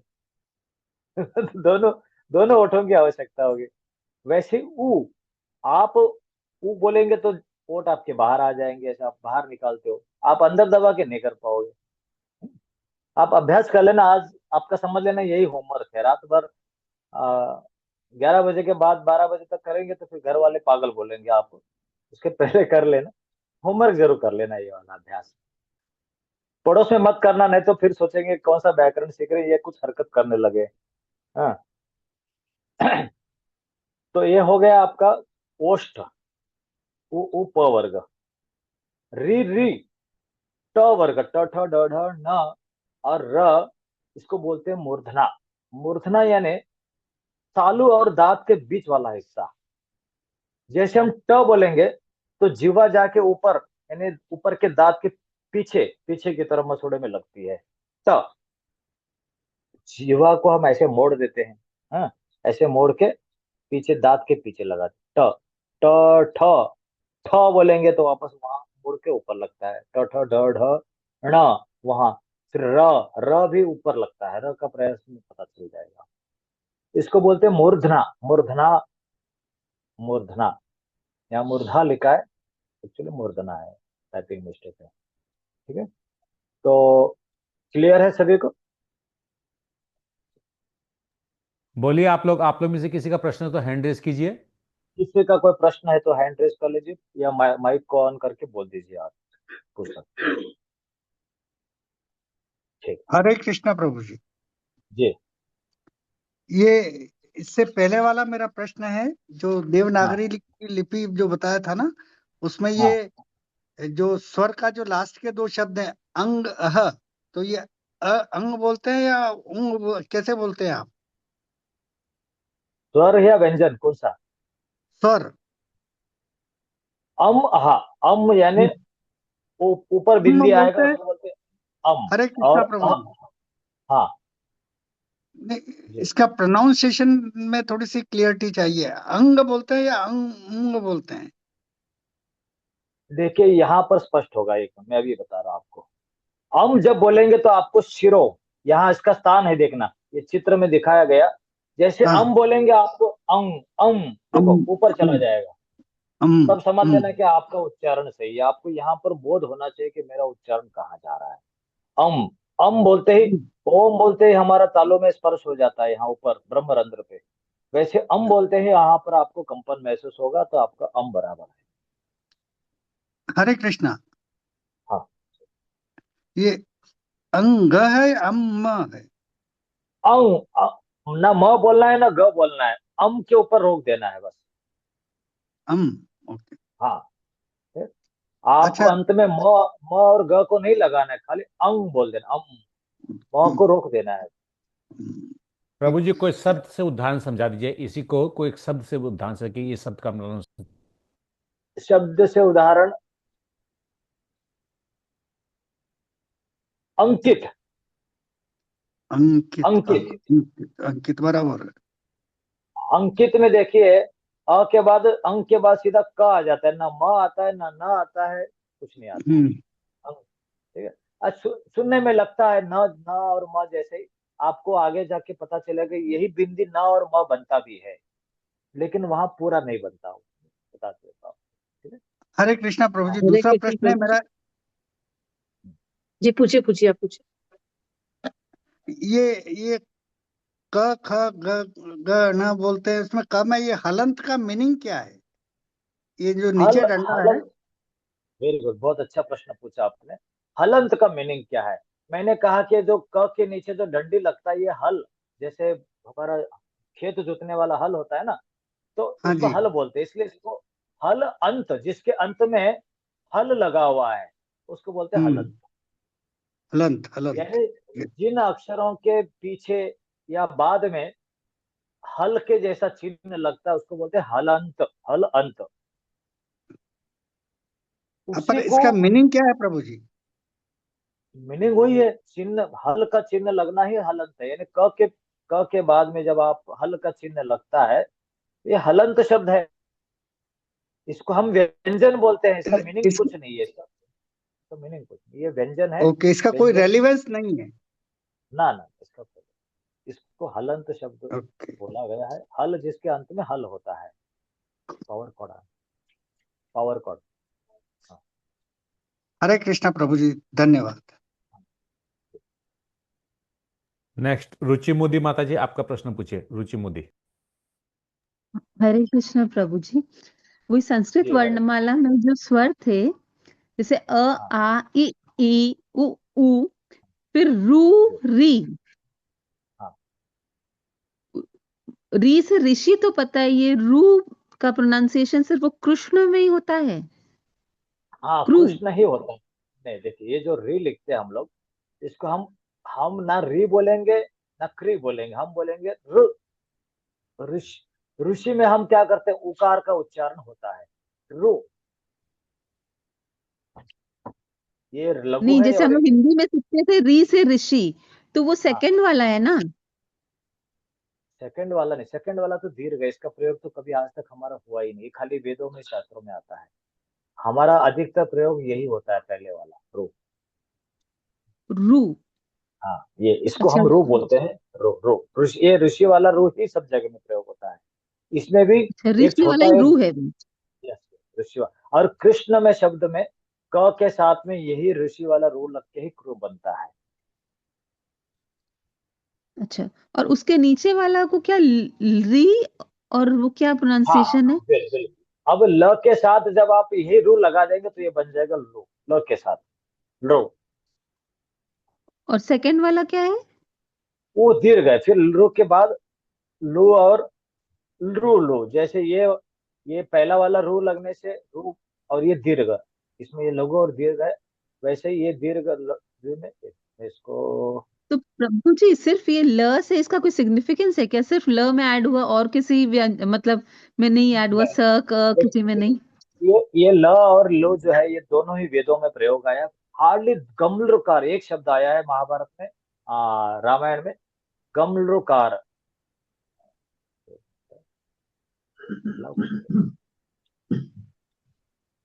पॉवर कॉर्ड नाही तर हे घेऊन ये, आपलं काय म्हणतात, हे बोर्ड घेऊन ये, एक्सटेंशन। लू और लृ, ये जो दो शब्द, जो ये दो अक्षर जो ना माता जी, ये ऑलमोस्ट काम में ही नहीं आता है, ना तो भगवत गीता में कहीं मिला, ना कोई भागवत में कहीं मिला। ठीक है, ये हिंदी में है बोल के बस अपने लोग भी इसको पढ़ते हैं, ज्यादा वो नहीं है। मैं लेकिन थोड़ा सा इसको हिंदी रामायण से कनेक्ट कर रही थी।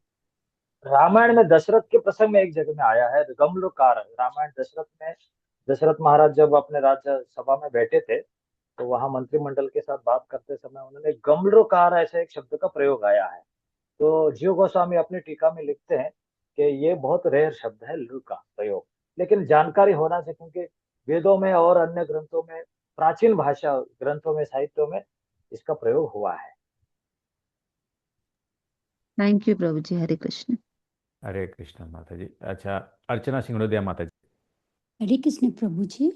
प्रभु जी, जैसे देवनागरी लिपि में तो आपने बोला कि इसमें ली भी आ रही है, लू भी आ रही है, सॉरी। पर प्रभु जी, जो हम लोग नॉर्मल पढ़े हैं स्कूल डेज में, तो उसमें प्रभु जी जैसे खाली री के बाद ए ओ आ जा रहा है, तो अभी जब हम लोग याद करेंगे, हम लोग कौन सा याद करेंगे प्रभु जी, जब हम लोग व्यंजन याद करेंगे? एक बार फिर से बोले मतलब प्रश्न प्रभु जी, आपका। जैसे ना यहाँ पे जो भी देवनागरी लिपि में तो काफी हाँ, सारे लेटर्स बढ़ गए हैं, जैसे री री ली भी ऐड हो गए हैं, और हम लोग जो स्कूल में पढ़े थे स्वर, उसमें तो प्रभु जी खाली एक ही री था, फिर ली भी नहीं था, खाली ए ओ अंग अह ही था। तो अभी जब हम लोग पढ़ेंगे, हम लोग कौन सा वाला पढ़ेंगे? जैसे हम यही स्कूल डेज पढ़ेंगे। का स्वर और अभी का में अलग है, पर अभी प्रभु जी प्रिंट आउट में भी दोनों दिया हुआ है, संस्कृत हाँ उच्चारण भी दिया हुआ है, देवनागरी उच्चारण भी दिया हुआ है, देवनागरी लिपि भी दिया हुआ है प्रभु जी। यस, आपने स्कूल में संस्कृत आपको था? नहीं प्रभु जी, नहीं प्रभु जी, मैं फर्स्ट टाइम पढ़ रही हूँ प्रभु जी। हाँ, तो स्कूल में जो संस्कृत होता है, ये सिर्फ सिलेबस के लिए होता है, वहाँ कोई व्याकरण का अथेंटिक सिलेबस नहीं होता है। वहाँ संस्कृत का खाली ज्ञान होने के लिए 10वीं कक्षा तक, 8वीं कक्षा तक सभी को होता था संस्कृत। वहाँ रि एक ही होता है, लृ का तो हमें भी नहीं था। लेकिन जब हम लोग संस्कृत तो एक ऐसे टॉपिक पे पीएचडी कर रहे हैं, हम उसमें मास्टरी कर रहे हैं, तो हमें पूरा एक्चुअल ओरिजिनल संस्कृत समझना जरूरी होता है। इसलिए हम लोग यहाँ पर इन स्वरों का डिटेल में पढ़ रहे कि ये अक्षर भी प्राचीन ग्रंथों में पहले समय में पढ़ाया जाता था विद्यालय में। और ना प्रभु जी, जैसे इसमें ना प्रभु जी, आपने जो हमें दिया था पूरा प्रिंट आउट हम निकाले प्रभु जी, इसमें दोनों लिखा हुआ है, विथ री भी लिया हुआ है और एक दोनों लिया हुआ है प्रभु जी। मेरा वो मैं पूछ रही थी, जो मैंने हाँ प्रिंट तो आउट की है प्रभु जी। प्रिंट आउट इसी चीज का दिया होगा, मैंने आपको जो स्क्रीन में दिखा रहा हूँ। नहीं प्रभु जी देखिए, एक तो ये दिया नहीं नहीं हुआ है। माता जी, ये मेरा दिया हुआ है, इसको आप छोड़िए, जो जो प्रभु जी है ना वो वाला उसको पकड़िए आप। ओके प्रभु जी। हरे कृष्ण प्रभु जी। जी जी, हरे हरे कृष्ण प्रभु जी। ये वर्ण 3 प्रकार के होते हैं, स्वर, व्यंजन और तीसरा क्या था प्रभु जी? स्वर, व्यंजन और अयोग वहा। अयोग वहा यानी आयोग, अंगा। अम और आहा, जो 2 अक्षर है अम आहा, जी जी इनको अयोग वाह नहीं, किसी के साथ योग वाही नहीं है, जुड़ते नहीं है, स्वतंत्र रूप में उच्चारण होते हैं, इसलिए इसको अयोग वाह बोला गया है। जी, बस धन्यवाद प्रभु जी। ओके, विपुल प्रकाश प्रभु।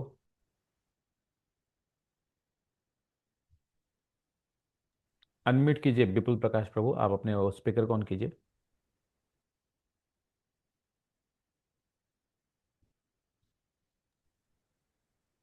हरे कृष्ण विपुल प्रकाश प्रभु, आपका प्रश्न पूछिए, अगर कोई प्रश्न है तो। नहीं है, ठीक है, प्रियंका साडा माता जी पूछिए।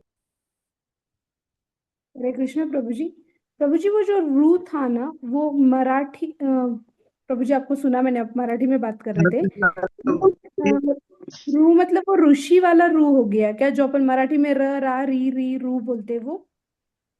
देखिए मराठी में जो र रा है, मैं व्हाइट बोर्ड पे लाता हूँ, एक तो ये र है, और इसके साथ अगर आप ऊ लगा देंगे तो ये रू बन जाएगा। और ये वाला जो ऋषि वाला रू है, इन दोनों में उच्चारण में स्लाइटली फर्क है। ये क्या फर्क है, कैसे पता चलेगा? इसके लिए हमको ये चार्ट में देखिए आप, ये जो चार्ट है, चित्र है, यहाँ क्या बोला है, री री ट वर्ग यानी ये र और री दोनों एक ही स्थान से उच्चारण होते हैं। ठीक है, तो आप कैसे भेद करोगे? तो इसलिए आपको अभ्यास करना पड़ेगा। ऋषि में के हम बोलेंगे ऋषि, ऋषि, तो वास्तव में रू और ऊ नहीं जुड़ा है वहां, र और ऊ का उच्चारण नहीं हुआ है, वहां क्या हो रहा है, र र र। हाँ, यानी एक ऐसा सा थोड़ा सा उकार को रोका गया है वहां पर। और वैसे कृष्ण में हम कृष्ण नहीं बोलते, कृष्ण, ना वो ई है ना ऊ है, कृष्ण है, थोड़ा रुका गया, थोड़ी सी भाषा। देखिए क्या होता है, इतना सूक्ष्म में इसलिए स्टडी किया गया कि सारे जितने भी मंत्र है ना, ये मंत्रों का उच्चारण परफेक्ट करने हैं, तो ये पैरामीटर दिया गया है। इसलिए ये जो चार्ट है, ये चार्ट प्लस ये जो सूत्र दिया गया है कि कौन से अक्षर कहाँ से, कौन से वर्ग का अक्षर कौन से स्थान से उच्चारण, ये जो ये जो दिया है, ये लगभग सारे आचार्य ने दिया है, इसको आपको रटना या अभ्यास करना अनिवार्य है।